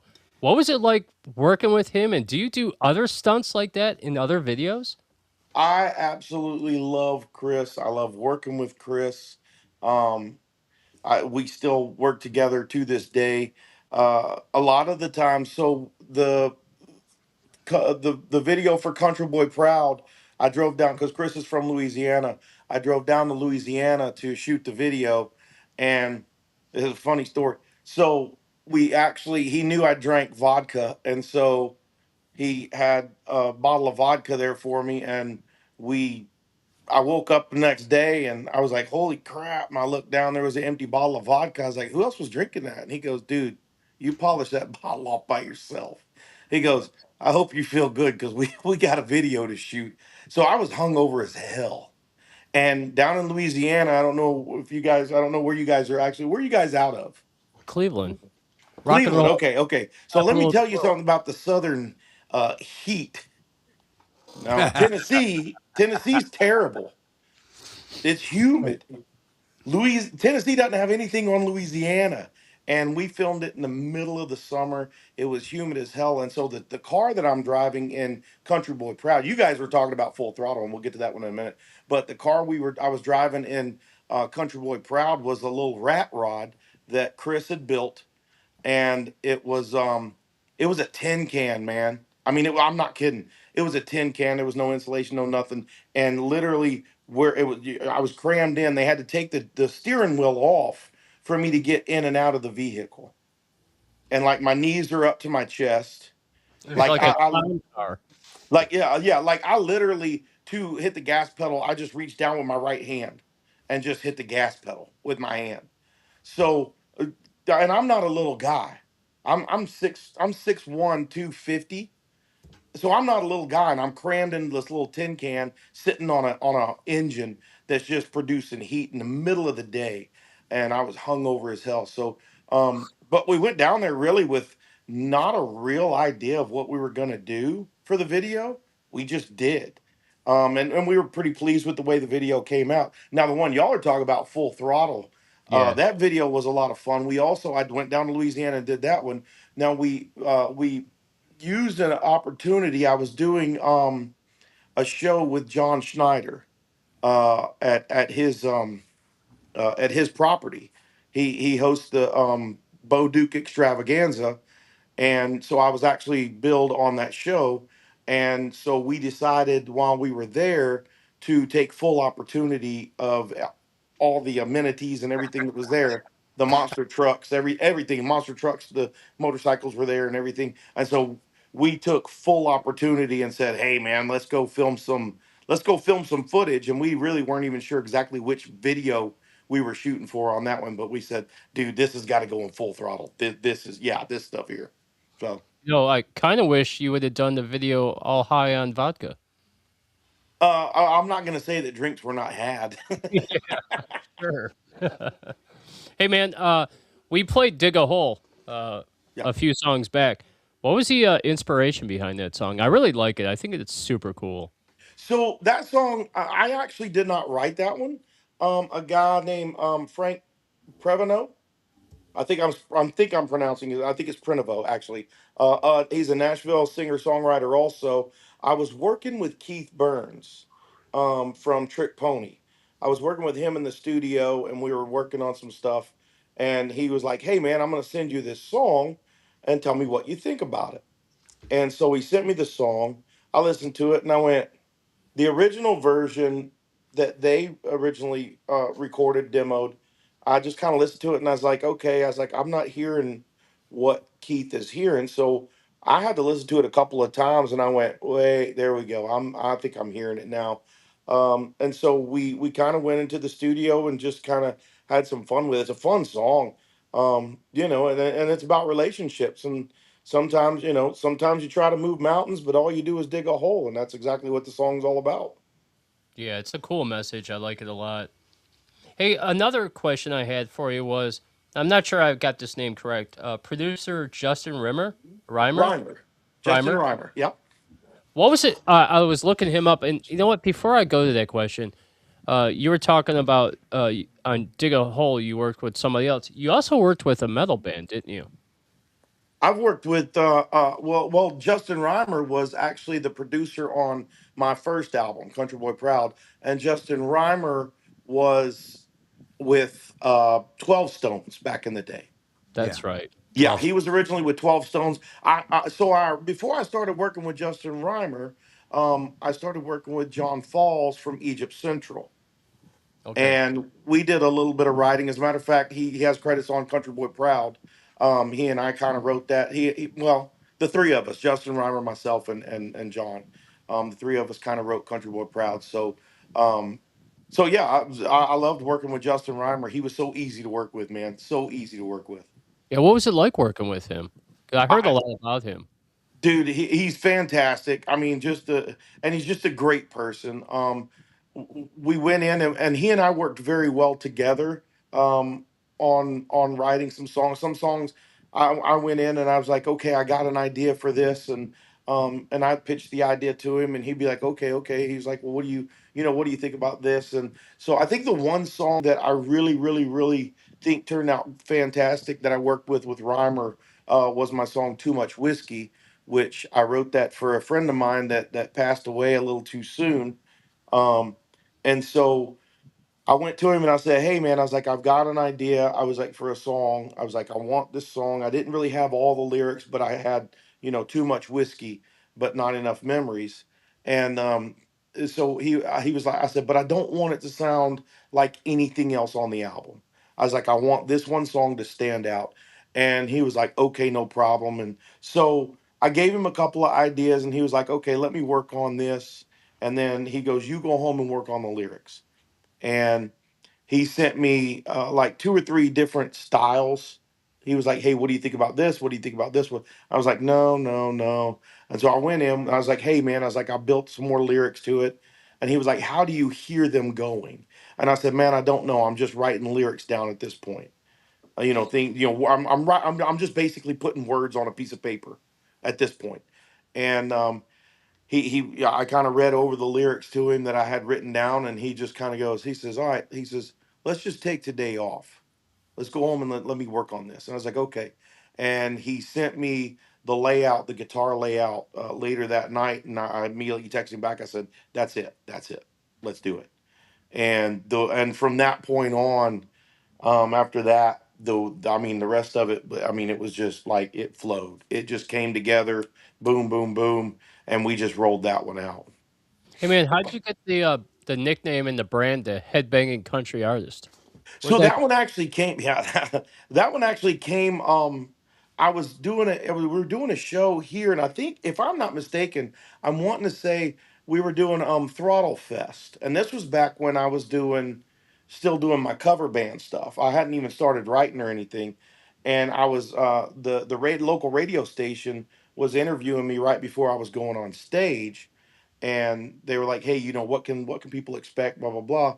And I said, "I go, man, they can expect a full blown headbanging country music. That's all they can expect." And I took off to the stage, and the DJ, who I'm actually still very good friends with to this day, he pulled me to the side. He goes, "Where did you come up with headbanging country?" I go, "It came to me just like that." He goes, "Run with it."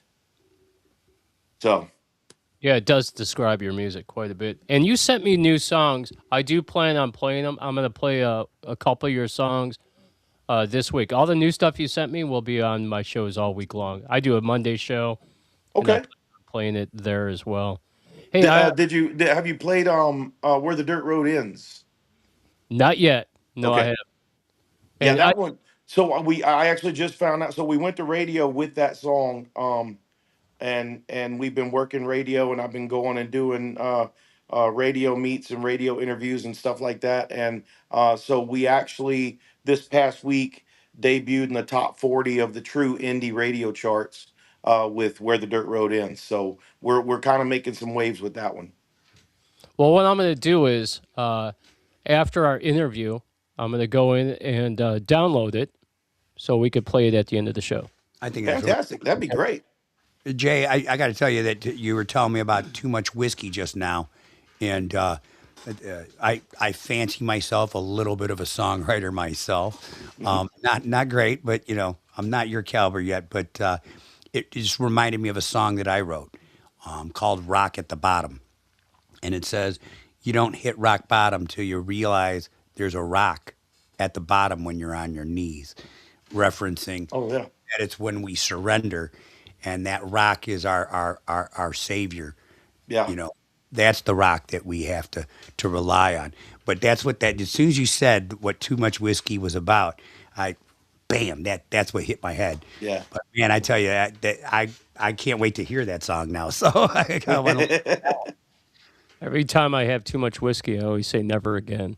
Then I do it again. And then I do it again. And again. And I Yeah. fancy Jack Fire, so it's a definite hangover when you have Oh too yeah, dude. I'm not gonna lie. I'll tap into some Jack Fire also.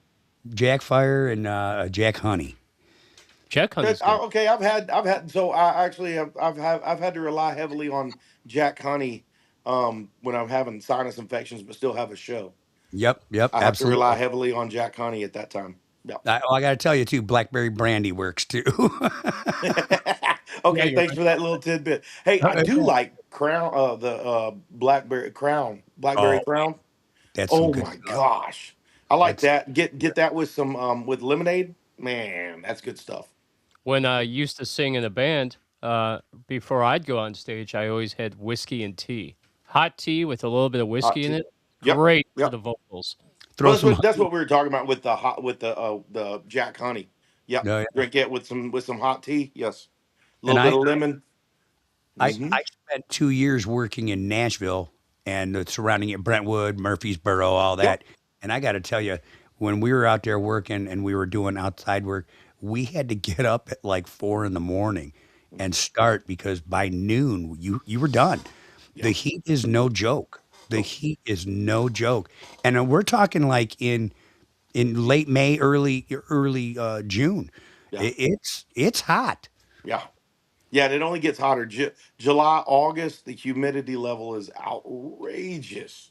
Oh yeah. Yes. That's why nobody Yes. wears ties in the South ever.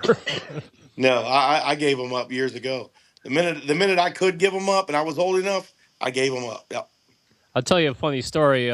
We moved, my family moved down south to Florida for the winter, right? And my dad was a businessman, and he was doing something at Disney, and he was a suit and tie guy.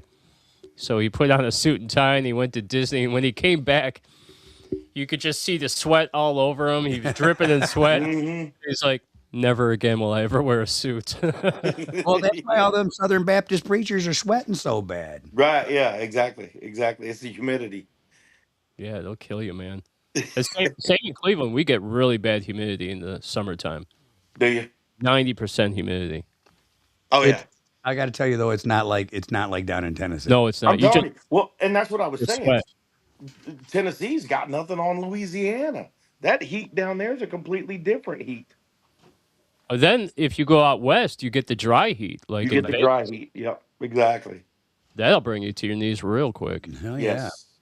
Hey, I have a question for you, for our listening audience. Where can they find your music, and where can they find this awesome video for Full Throttle? So all of my stuff, I'm on iTunes, I'm on Spotify, I'm on all that good fun stuff. I do have a YouTube channel, but the one-stop shop, the best, quickest, easiest place is my website. And you ready for this? Headbangingcountry.com. Oh yeah, headbang Very cool. country. Very cool. Yep. I love it. I love it. You have any questions for Well, Jay Jones? I've only heard "Dig a Hole."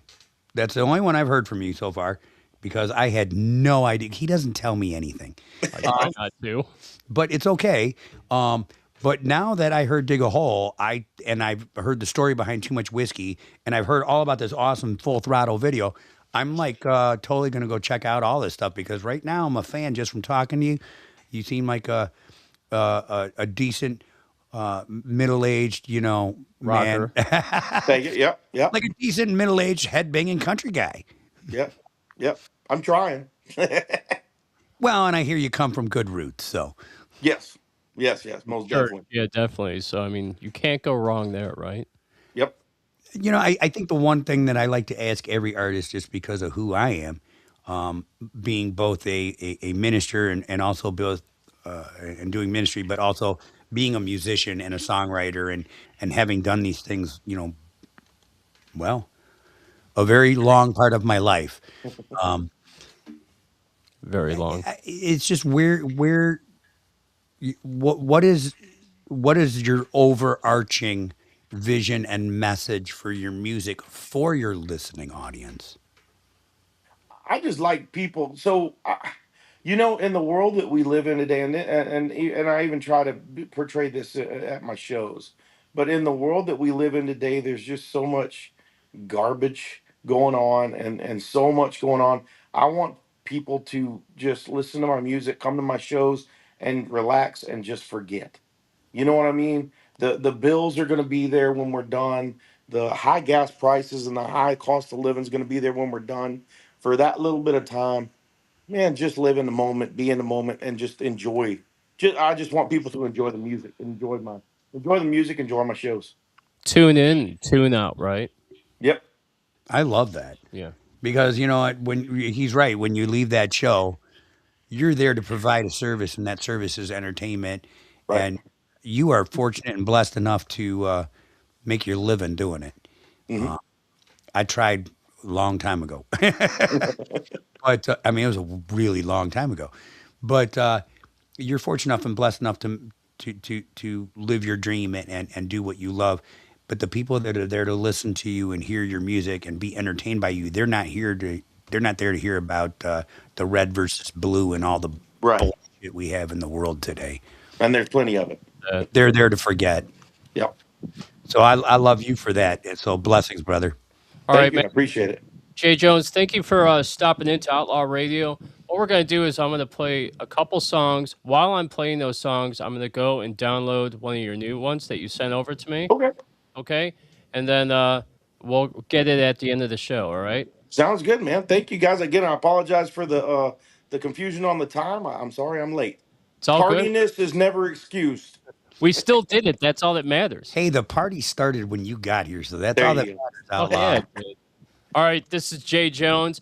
And guys, I will play his song at the end of the show. You have a fantastic night, Jay. And if you want Thank to you. stick around, I'm going to take you off the show. But if you want to tune into the show, it's Outlaw Radio Nation on YouTube. And then you can hear your tune, okay? Sounds good, man. Thank you guys. I appreciate everything you guys do, and I appreciate y'all having me, man. Have me back anytime. I'll be happy to come back.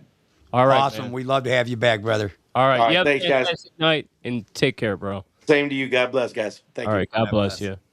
All right. I'm going to play two in a row. While I'm playing that, I'm going to show you how I download the song. Okay. I could use to learn that. All right. So this is Hillbilly Vegas with I Hope You Know. And then we're going to follow that up with Awaiting Abigail's Funhouse. I love Awaiting Abigail. I know you do. And that's why I pulled it in. You rock. All right, man. Here we go.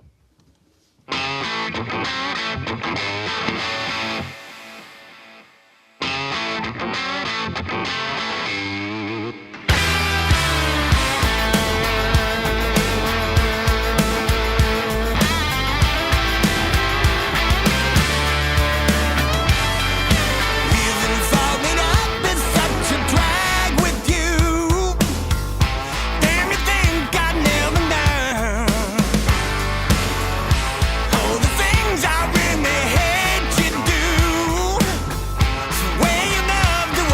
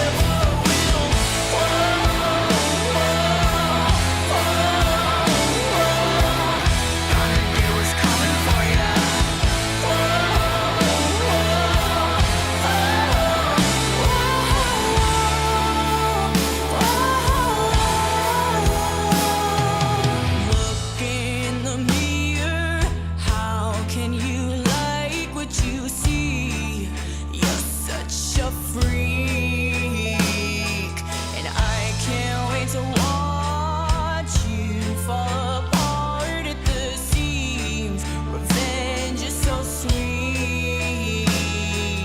You can break me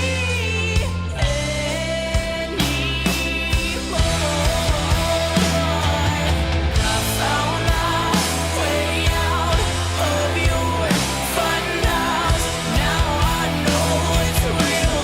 You can't hurt me, don't desert me, and you never will. Whoa, whoa, whoa. Gonna hear what's coming for ya.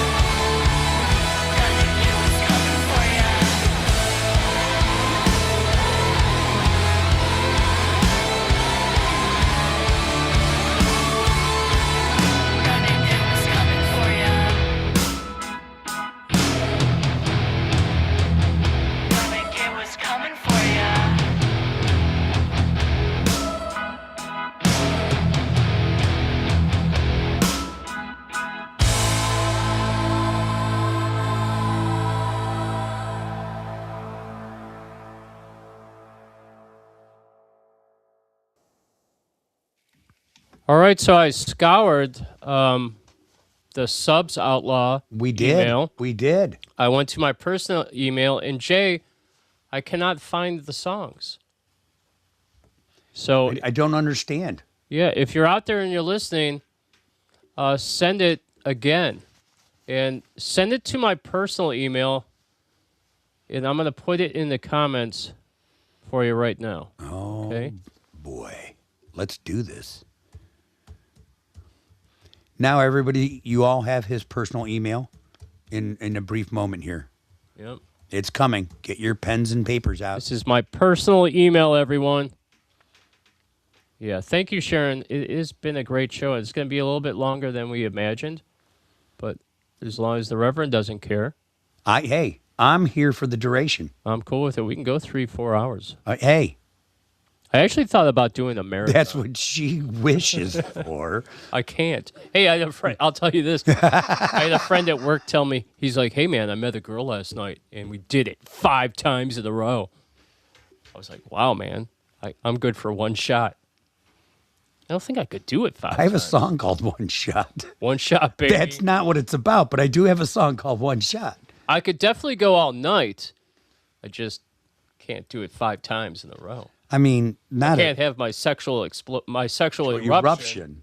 And then, Yeah. But I could do foreplays as long as you could. I mean, there's got to be recovery time there, man. Yeah.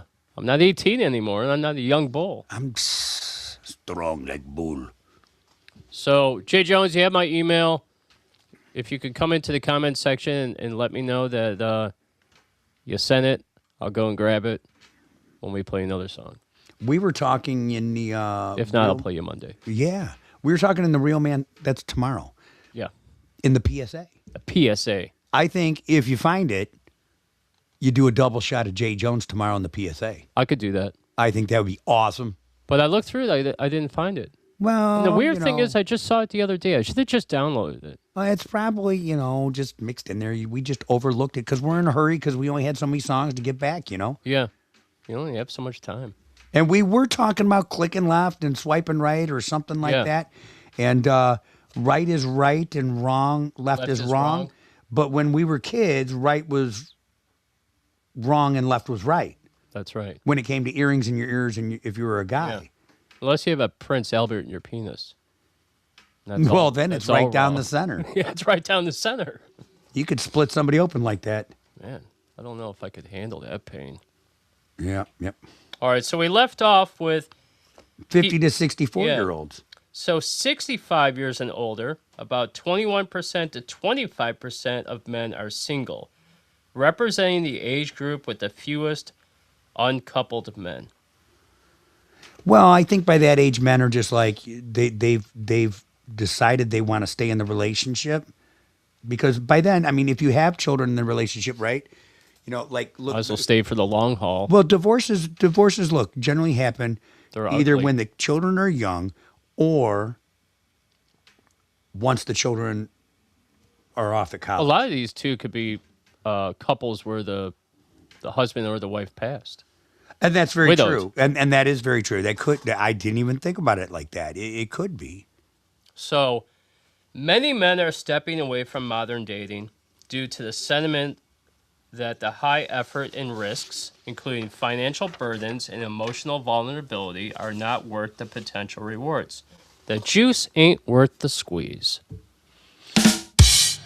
Have you heard that before? The juice ain't worth the squeeze. Well, it depends on which squeeze and what the juice is. Although at Smedley's, I saw some juice that I liked. I was sitting next to a really cute girl. But I didn't approach. Okay. Well, I mean, you gotta,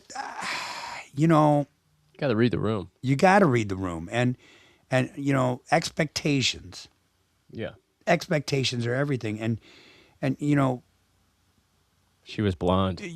key reasons, including navigating unrealistic expectations, fear of divorce or scorn or past trauma. Look, when we come into a relationship, I don't care if it's the first relationship you ever get into or it's the next relationship you get into, you bring scars.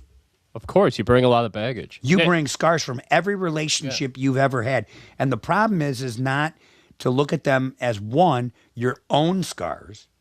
And the older you get, the more scars and more baggage you bring along. Well, and that's true, but like I said, the thing is every relationship you go into, you have scars. Whether you've ever been in a romantic relationship or not, you bring scars. So, and as you have multiple romantic relationships, scars build up. Well, what happens with scar tissue, especially when it's cut in the same place in your heart Hurts. over and over and over and over again? Hurts, baby. You build up resistance and thicker scar tissue, right? Yeah. So what happens with that past trauma is, number one, you cannot go into a relationship with scar tissue expecting the new guy or the new girl to be treating you exactly like the last one did. That's why you need to heal yourself before you get into a new relationship so you can start fresh. So you don't bring up, well, my boyfriend did this or my girlfriend was like this. You know what I mean? But that happens all the It time. happens all the time. And they're like, well, I'm this way because, and then you say, I'm not him. That's right. I've said that many times. Well, key reasons include navigating unrealistic expectations, fear of divorce or scorn, past trauma, a preference for personal freedom or independence over challenging, potentially toxic or low reciprocation or on return of relationships. Return of investment. Yeah, return of investment. And Exactly right. I think relationships as you get older do become transactional. Yeah, It's unfortunate, but they become transactional. yeah. Well, There's high standards and expectations. Men often feel pressured to meet unrealistic standards, such as high income, high status. You know what the 666 rule is? Oh, Not just the devil. Yep. 6 inches, 6-figure income, 6-pack Of abs. of abs. Yeah. And as we get older as men, I mean, a lot of that goes away. I am such an irreverent reverend. Oh, my mind. Can't afford My Viagra. mind goes places I shouldn't. Which can lead to feelings of inadequacy and being unappreciated. Unfair relationship Chris dynamics. says if he doesn't have a 6-figure income, he can't afford the Viagra. It's not that expensive. You could also get hymns, and you can buy stuff over the counter now at any CVS to get yourself hard.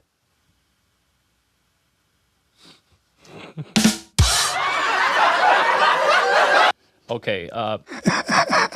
Many feel modern relationships are inherently unfair or designed for them to lose, with too much investment required for too little return.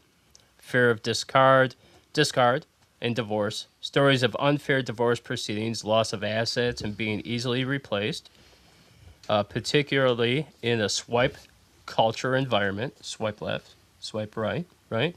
making many men wary of commitment. Past negative experiences, prior traumatic breakups, or abusive relationships, they can lead men to stop dating to avoid further emotional damage. I'm going to let you finish these paragraphs because I'm reading ahead, and I want you to say something because I'm going to You ready for it? respond. Okay, the high cost of dating, often coupled with expectations that men pay, is a significant barrier. Prioritizing personal independence. Many men choose peace over chaos. I did. I've dated many chaotic women. And, vice versa, women date many chaotic men. Well, hey, look. But the whole provider thing, we live in a different world today. That's why we have equality. Women are out there making money too. Well, but look. Although I'm going to push back. I'm going to push though. back. I'll let you say what you got to say, but I'm going to push back. They say chivalry is dead and women killed it, but our generation, I believe in chivalry. If I ask you on a date, I'm paying. I'm not going to ask you to go 50-50. If I ask you out, I'm going to open your car door too. I'm going to pick you up. I'm not going to expect sex. These young kids today, they expect if they're paying for the dinner, they're going to get laid. Isn't that crazy? Well, I mean, it is, and look, I know you are bringing up facts, and you're simply taking your research and you're putting forward. But here's the thing: I'm going to push back because I think this sounds like it was written. And I'm not saying you, Jeff. I see you're gathering facts, but the facts that you've gathered have been written by scornful, uptight. They've been written by the Red Pill Society. Downtrodden guys that are whiners. And as a Gen Xer, I am so sick and tired of these whiny little bitches crying about, she expects too much from me. Well, you know what? You're a man. Suck it up. You should have a lot of expectations put upon you. Well, I'm old school, man. But let me say this. You're right about that. But men are to be the providers, right? We are traditional. We're the providers. We take care of the family. A lot of women today in the modern world are not traditional women. In the sense that they go out with the girls' nights. They cheat on their husbands and boyfriends. They don't cook. They don't clean. They don't do anything for the man. I'm not saying that all women are this way. I'm just saying the younger generation of women, it's transactional. It's all about money. Well, how much money do you make? That should not be the first thing you ask somebody on a date. How much money do you have in your bank account? I totally agree with you. But that is a younger generation doing that. That's You're right. not us. That's not our generation. Now, I have met a few of them. But, damn it, I had a woman tell me once, I was dating this woman, and she brought up past relationships, and so she asked me about mine, and I told her, and I says, in the last 30 years, I've had all of 3 relationships. 21. Say 30? In 30 years. Okay. It was actually not 30 relationships. No, in 30 years. Yeah, 30 years. No, in 35 years. I'm sorry. In 35 years, I'd had a 21-year relationship, a 10-year relationship, and a 2-year relationship. So she's bitching. When she asked me about this, what she was bitching about is how men just get in one relationship, and as soon as they leave that relationship, the corpse isn't even cold yet, so to speak, and they're on top of another one because, the best way to get over somebody is to get underneath somebody else. But then in the same comment, rebound, she's telling me how she had this 5-year relationship with this guy that it was nothing but FOBs or FWBs, friends with benefits. And this is bullshit. She was saying guys are the ones that are out there doing nothing but banging chicks and, and hookup culture. But here she's someone that was in that exact hookup culture. And I was like, I don't think I like you very much. Well, I don't think I want to be with you. Roles have reversed quite a bit where it's the women out there now that have more friends with benefits than the men. So, I mean, I think it goes both ways. Look, that's what she said. You said traditionally men are the providers and that traditionally women are not in the traditional roles of women. What? Housekeepers, stay-at-home moms, raise babies? Things have changed in this world. Women should be getting paid just as much as a man. Women should be allowed to run companies and make every bit the amount of money that men make. Well, I think they are. Well, but they're not making the same kind of paycheck for the same task and the same job. And those are facts. Yeah, Those but are there's not facts. a lot of women that are doing the same job that men do. And then likewise, if men are allowed to be called, playas, and all they do is hook up, then you know what? Women can be called 304s because all they do is hook up. That's I true. caught myself on that one. That's true. So, I think it goes both ways. I think it's bullshit that there's double standards.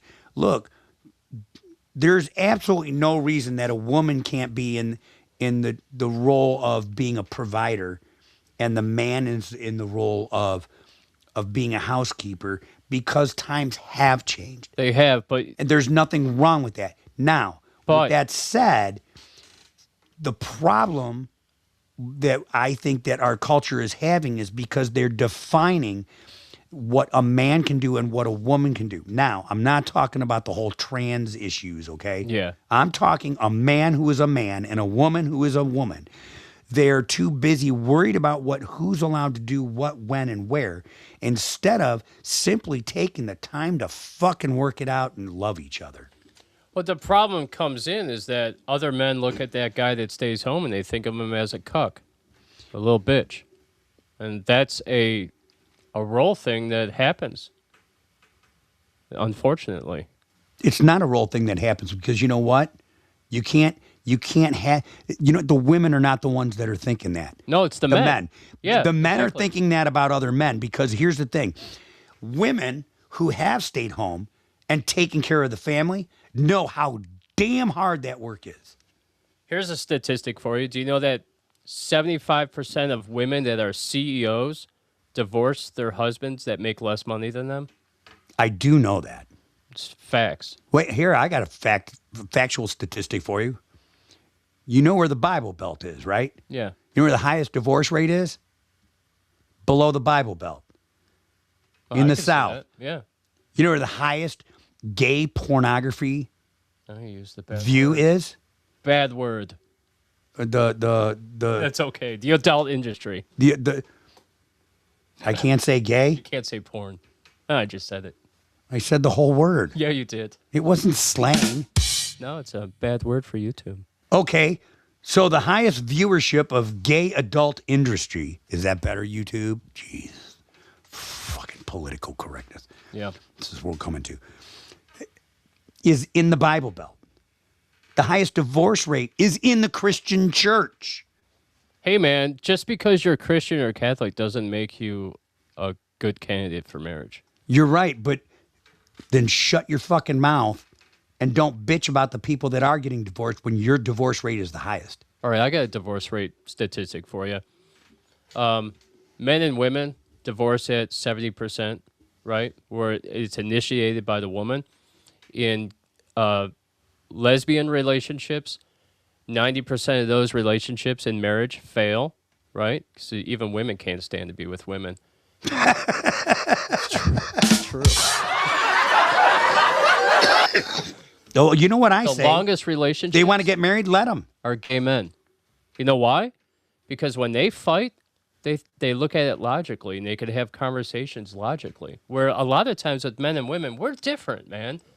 We do. I do think that men look at things from a I'm not gonna say logical, but from analytical. Or women and go with feelings and I'm gonna emotions. fix it, and women tend to be more emotional and emote. I will agree with that. It's been my discovery in relational counseling over 27 years that I've discovered those things to be true. But men hear this as well as women. I've done so many relational counseling when it comes to marriages and significant others, and it always comes down to the kids. Well, I put my kids first. He's an asshole, or she's a stupid female dog. Can I say that word? Stupid bitch. You could say bitch. I can say bitch. She's a stupid bitch. So, my kids come first and I put them first. And I always tell them the same thing. Look, your kids are going to be fine if the two of you are fine. And the problem is that you guys are focusing and putting the kids before each other. You have to focus on putting each other first, sacrificing each other first, because that's exactly, number one, the way it should be. It's fucking logical. And two, that's what Scripture says. In Ephesians, it tells us, wives, submit yourselves to your husbands out of reverence to Christ. Okay? In other words, to honor Christ, wives, submit yourselves to your husbands. And the problem with most preachers, I'll tell you exactly what the problem with most preachers is when they quote this verse. They use this so that they can take their big ass thumb, because they're a man, and put it on a woman and hold the woman down. And that's bullshit, because the next verse says, husbands, love your wives as Christ loved the church and gave himself up sacrificially. Men, we have the harder job. We're to sacrifice everything we are for our woman. Women, you're to love us and honor us because of our sacrifice. Well, men sacrifice a lot. And not in spite of yours. It's kind of like the draft. It was always men. Now it's equal. Sorry, I get a little fired up about that Bible verse. Well, some men prefer to invest their time and money themselves, focusing on personal goals, hobbies, peace of mind, rather than the stress of dating. Now, there is noted decline in men approaching women in person, okay? Now, these are driven by fears of being labeled creepy or making women uncomfortable. Over 50% of single men didn't approach a woman in the last year. While many women still desire in-person advances, factors include fear of rejection, the rise of the digital dating, and mixed signals. Now, fear of being labeled creepy, a significant factor is the desire to avoid making women uncomfortable or being seen as toxic. Many men feel caught between opposing messages that they should initiate contact, but also that women do not want to be bothered in public. So then there's digital alternatives. Dating apps and social media have changed the landscape, making online interaction more prevalent than in person. Cold approaches, fear of rejection, public embarrassment. I think online dating is the most impersonal. It sucks. Most impersonal, most cold. It's horrible. Way of meeting somebody. Because number one, and ladies, I'm talking to you, if you got a filter on your picture, and you don't look anything like the picture, yes, you are lying. Men hate that, and I absolutely think that's disgusting. I think it's just false representation. Wait till there's a lawsuit, because there's going to be a lawsuit about false representation. I think it's called catfishing. Well, it is called catfishing, but catfishing actually involves something a little different, and it's just BS. But at the same time, online dating is so cold because you're judging somebody off of a few words on a page. Anybody can be anything and anyone they want to be. Wouldn't it be better if there was no picture and it was just the bio? Just the bio. I think that'd be great. But again, it's a great idea. Online, anyone can be anything and anyone they want to be. That's right. You could say you're a millionaire and not have a penny to your name. I mean, we were just talking earlier about people who were banned because they were portraying themselves as someone they weren't. Someone else. Right. So that it happens all the time, and You're it's right. garbage. Ding ding, man. We said it's the same fucking word. Garbage. All right. So, where was I? I feel like Jim Bellinger. I'm lost. Okay. You're lost? I'm lost. All right. Many men feel risk of negative interaction is not worth the potential reward. They're already shy or have anxiety. Despite this trend, there are indications that many women still wish to be approached, but women feel are often hesitant to make the first move, causing a dating freeze. Women out there, feel free to make the first move. I always see these videos where this girl's like, I gave him the look. I was playing with my hair. We don't know what the fuck you're doing.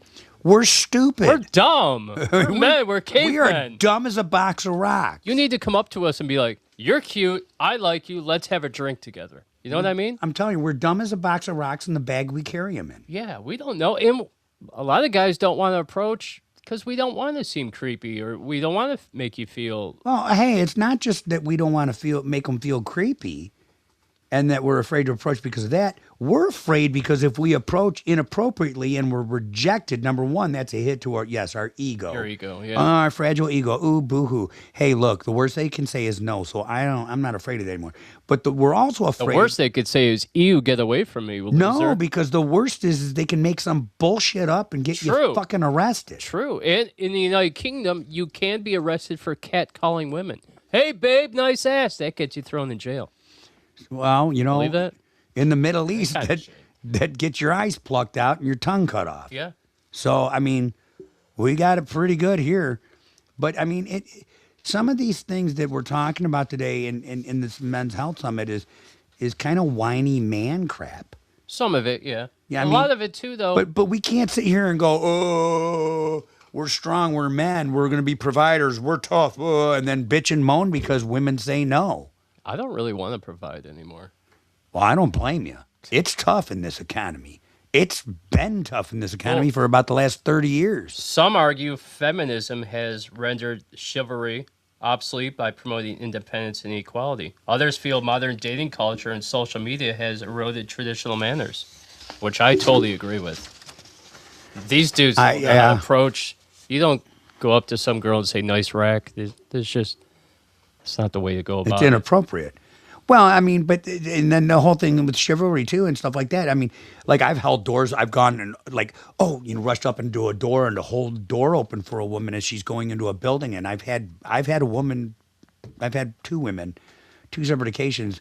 Bitch, I can get my own door. Yeah. Or not even say thank you when you open the door. They expect it. The hell with thank you, bitch. I can get my own door. Number one, I was just called a bitch. And number two, I was just doing something really kind. And what I really want to do is slam them in that door now. Actually, we just want to pull you back out of the door and close it and be like, "Bitch, open your own door." Well, today we don't treat each other right. You're right. Today, the term usually refers to polite gestures men perform for women, such as opening doors, offering a coat, paying for a date. But a lot of that is ending with the modern women of today who expect traditional men to support. His money is ours, my money is mine is not working anymore. Gibby and I had a conversation about that earlier. I don't like that at all. No, I Gibby had that and I situation had that conversation earlier. Every relationship I was in was like that. It's just not fair. No, men still seek feminine, submissive women. If coming home is chaos or drama, eventually he will seek peace. If he can't come home to peace, where can he go? We have it tough as men. It's not easy for men in the world. I'm not saying it's not easy for, it's the same for women, but it is difficult for men, especially if you come home to a chaotic home. The problem is where can you go? But the problem is men start seeking what they're missing at home elsewhere. Yeah.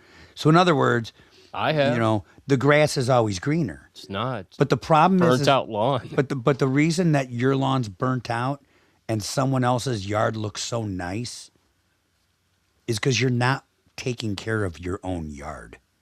Have you ever heard the term hoflation? I have.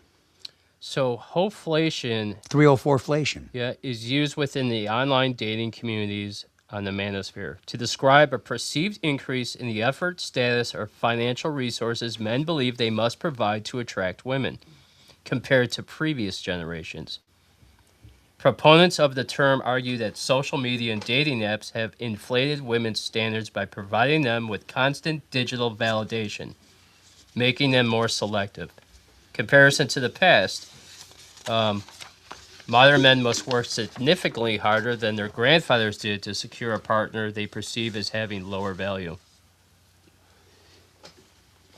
Some online commentators suggest this trend discourages men from pursuing local relationships, sometimes pushing them toward becoming passport bros. You know what that is? No. So a passport bro is a single guy that will no longer seek Western women to date because they don't feel that Western women have the traditional roles. So they'll go over to Asia, they'll go to Mexico, they'll go to South America, where women are more submissive, where they're looking for a husband, where they'll do their duties as the wife and the husband will do their duties as a husband. Is that... passport bros. I don't have anything against that. I don't have anything against that, but... It's not my thing. But the truth of the matter is too... I don't know if it's truth. So they look for partners in different countries with different social or economic structures. See, I agree with what Sandy said. Men want it to be equal, the same as a woman wants. They want to be a team That's where it should and be be a side team. by side. You know, That whole God, I'm going to get this wrong, but you know, there's a little poem or a little limerick or whatever it is about Adam and Eve, and it's how God made woman from a man's side, not from his head to rule him. with the rib. Yeah, from the rib, not from his side. Yeah. Not from his head to rule him. You know, not from his spine to be behind him. I hate that term, happy wife, happy life. Not from his heart to control him, but from his side to be his companion. Together, to be his equal. So, you know, I'm probably getting that wrong, but, you know, and Janine, you know what? I want to say that 50-50, that you're right, but I'm going to tell you what, I'm going to say that you're wrong. And here's why I'm going to say you're wrong. Because if you're only given 50 and he's only given 50, where's the other 50 of each of you going? It's 100-100. It should always be 100-100, not 50-50. So I disagree with you there, Janine. Sorry. I know what you mean. You probably mean what I'm saying there, but it should be 100-100. Yeah. But sure. man, I just All right, we're going to play a song. let's play a song because I need Okay. a breather. I know you do.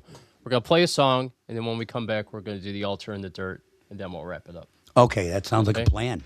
All right, here we go. I uploaded this, so we had some more songs. Awesome. Okay, this is the Kids of Forever.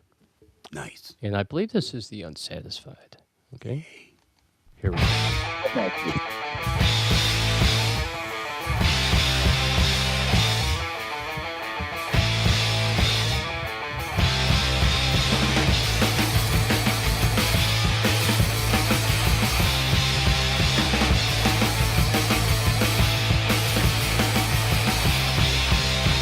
I got to tell you where it's got to. Instead of breakdowns when I got the breakthrough.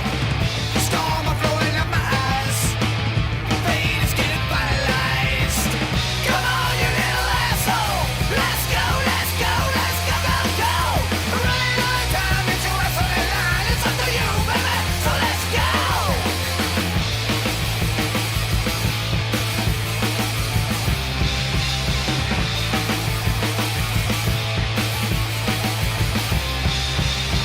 I got to tell you where I got to. Instead of breakdowns when I got the breakthrough. Storm are blowing out these eyes. Fate is getting crystallized. Come on, you little asshole. Let's go, let's go, let's go, go, go.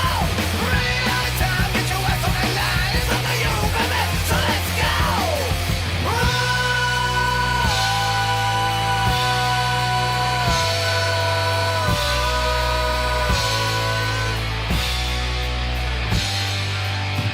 For years I've had it in my head, but been misinformed and misread.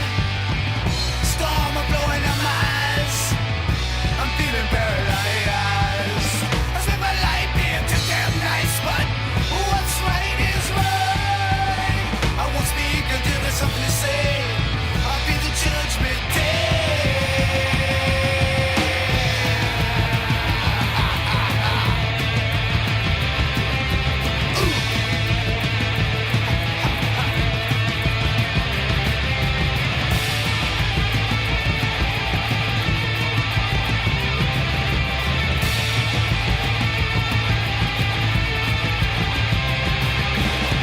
Come on, you little asshole. Let's go, let's go, let's go, go, go. Running out of time, get your ass on the line. It's up to you, baby. So let's go. You wanna do it? You wanna do it? You wanna do it? Do it! Do it! Do it!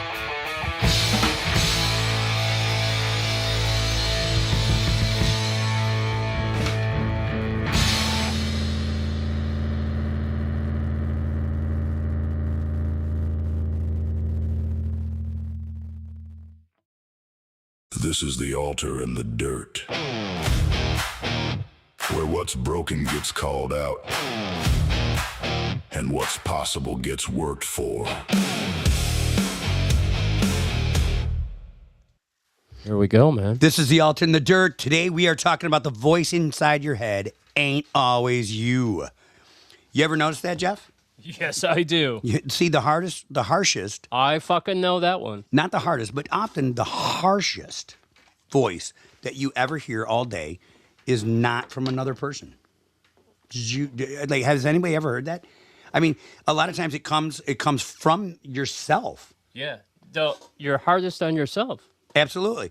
We're always our own worst critic. Or worst enemy. And here's the thing. That voice, it doesn't yell. It doesn't make a scene. It just sits there real calm, real steady, picking you apart. You're a joke. You ain't changing.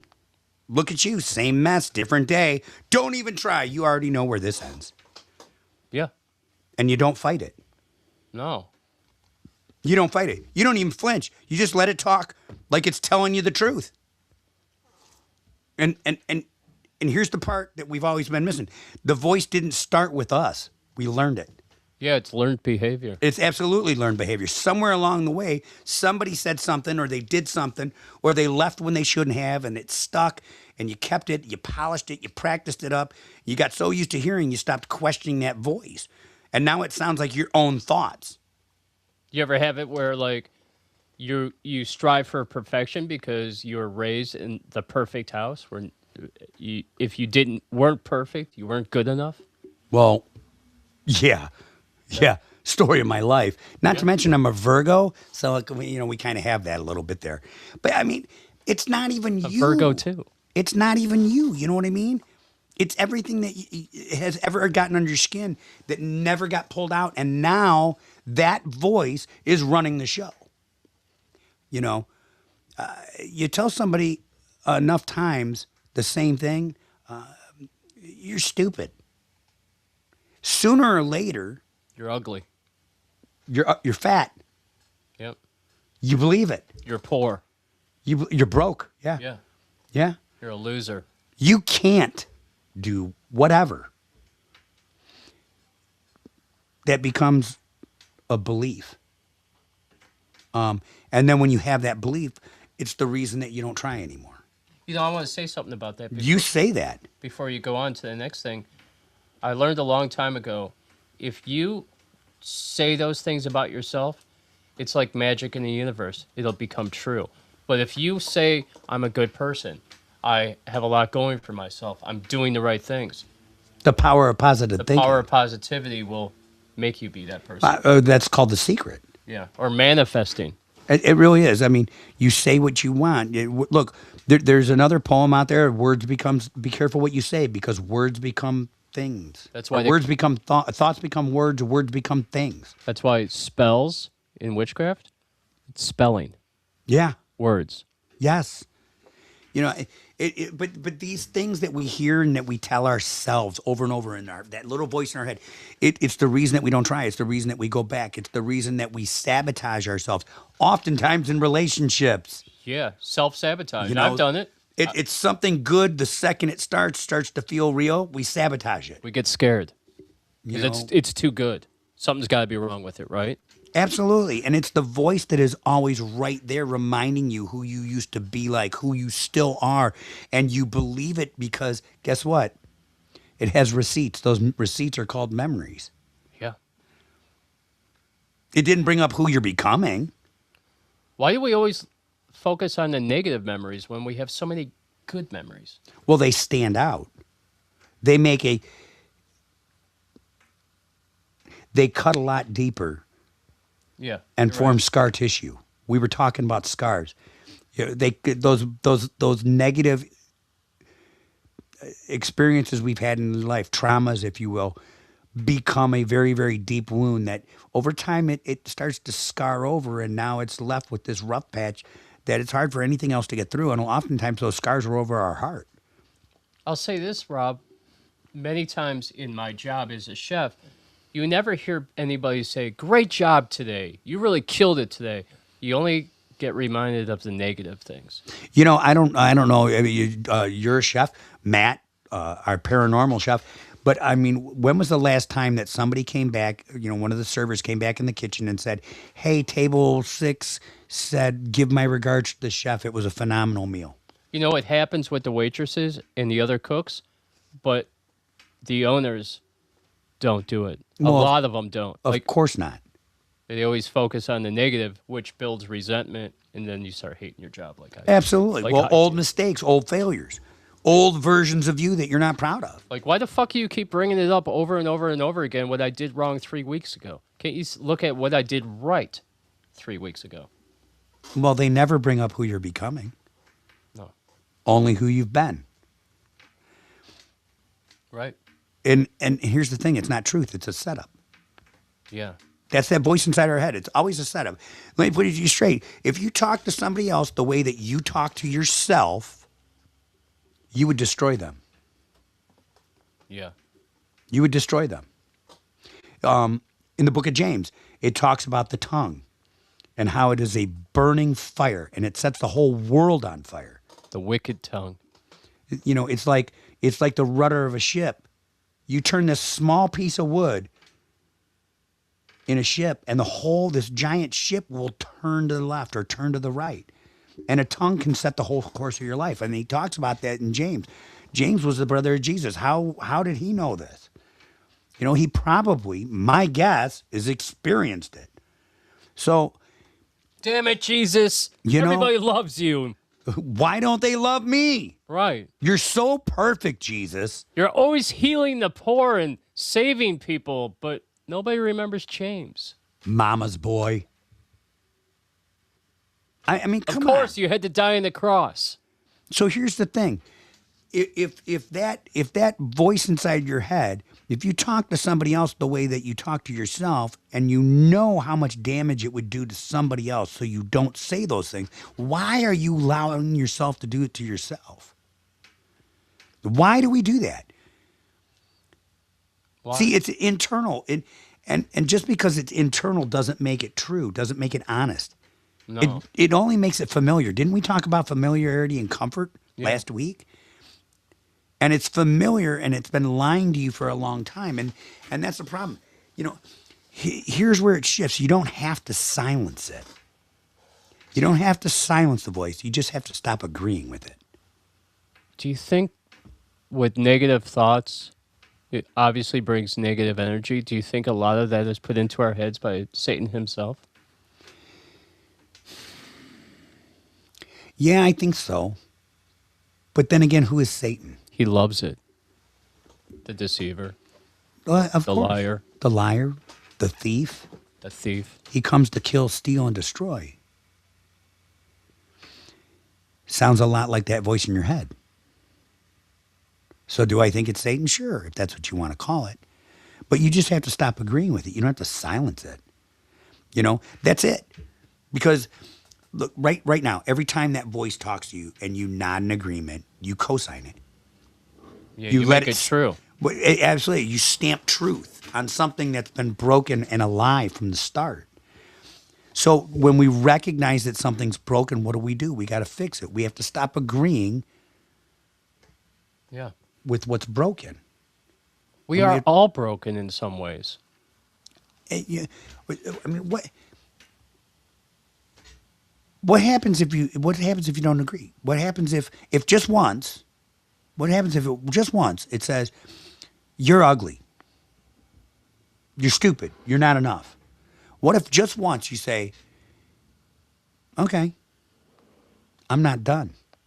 I'm not who I was. See, I'll tell you this. I have that voice in my head that tells me I'm not a good-looking guy, that I'm not enough.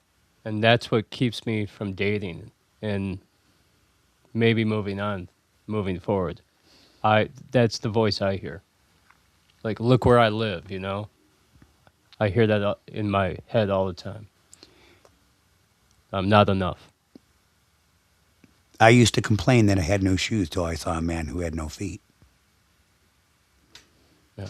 It happens all the time. And we don't have to be loud. We don't have to be fake. We just have to be different. We just have to be different. Because the moment right there, that's when the control shifts. When we take control of that voice in our head,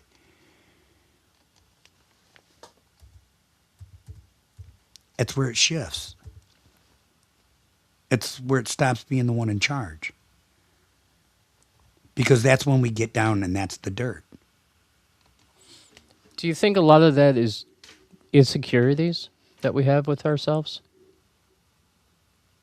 Of course, there are insecurities. When we look in the mirror, most of the times we don't really look at ourselves. Yeah, I try not to. Well, but the Sad, problem, right? But here's the problem, and I challenge everyone: when you look in the mirror, don't look at everything you see. Look in your eyes, and talk to yourself. Because when you look in the mirror and you look at yourself, that's who you're really looking at. But how many times do we look in the mirror and we forget what we even look like? Oh, did I do my hair? You go back and you check your hair again, make sure you look all good. Because you forget you're not really looking at yourself. You have no confidence. Yeah.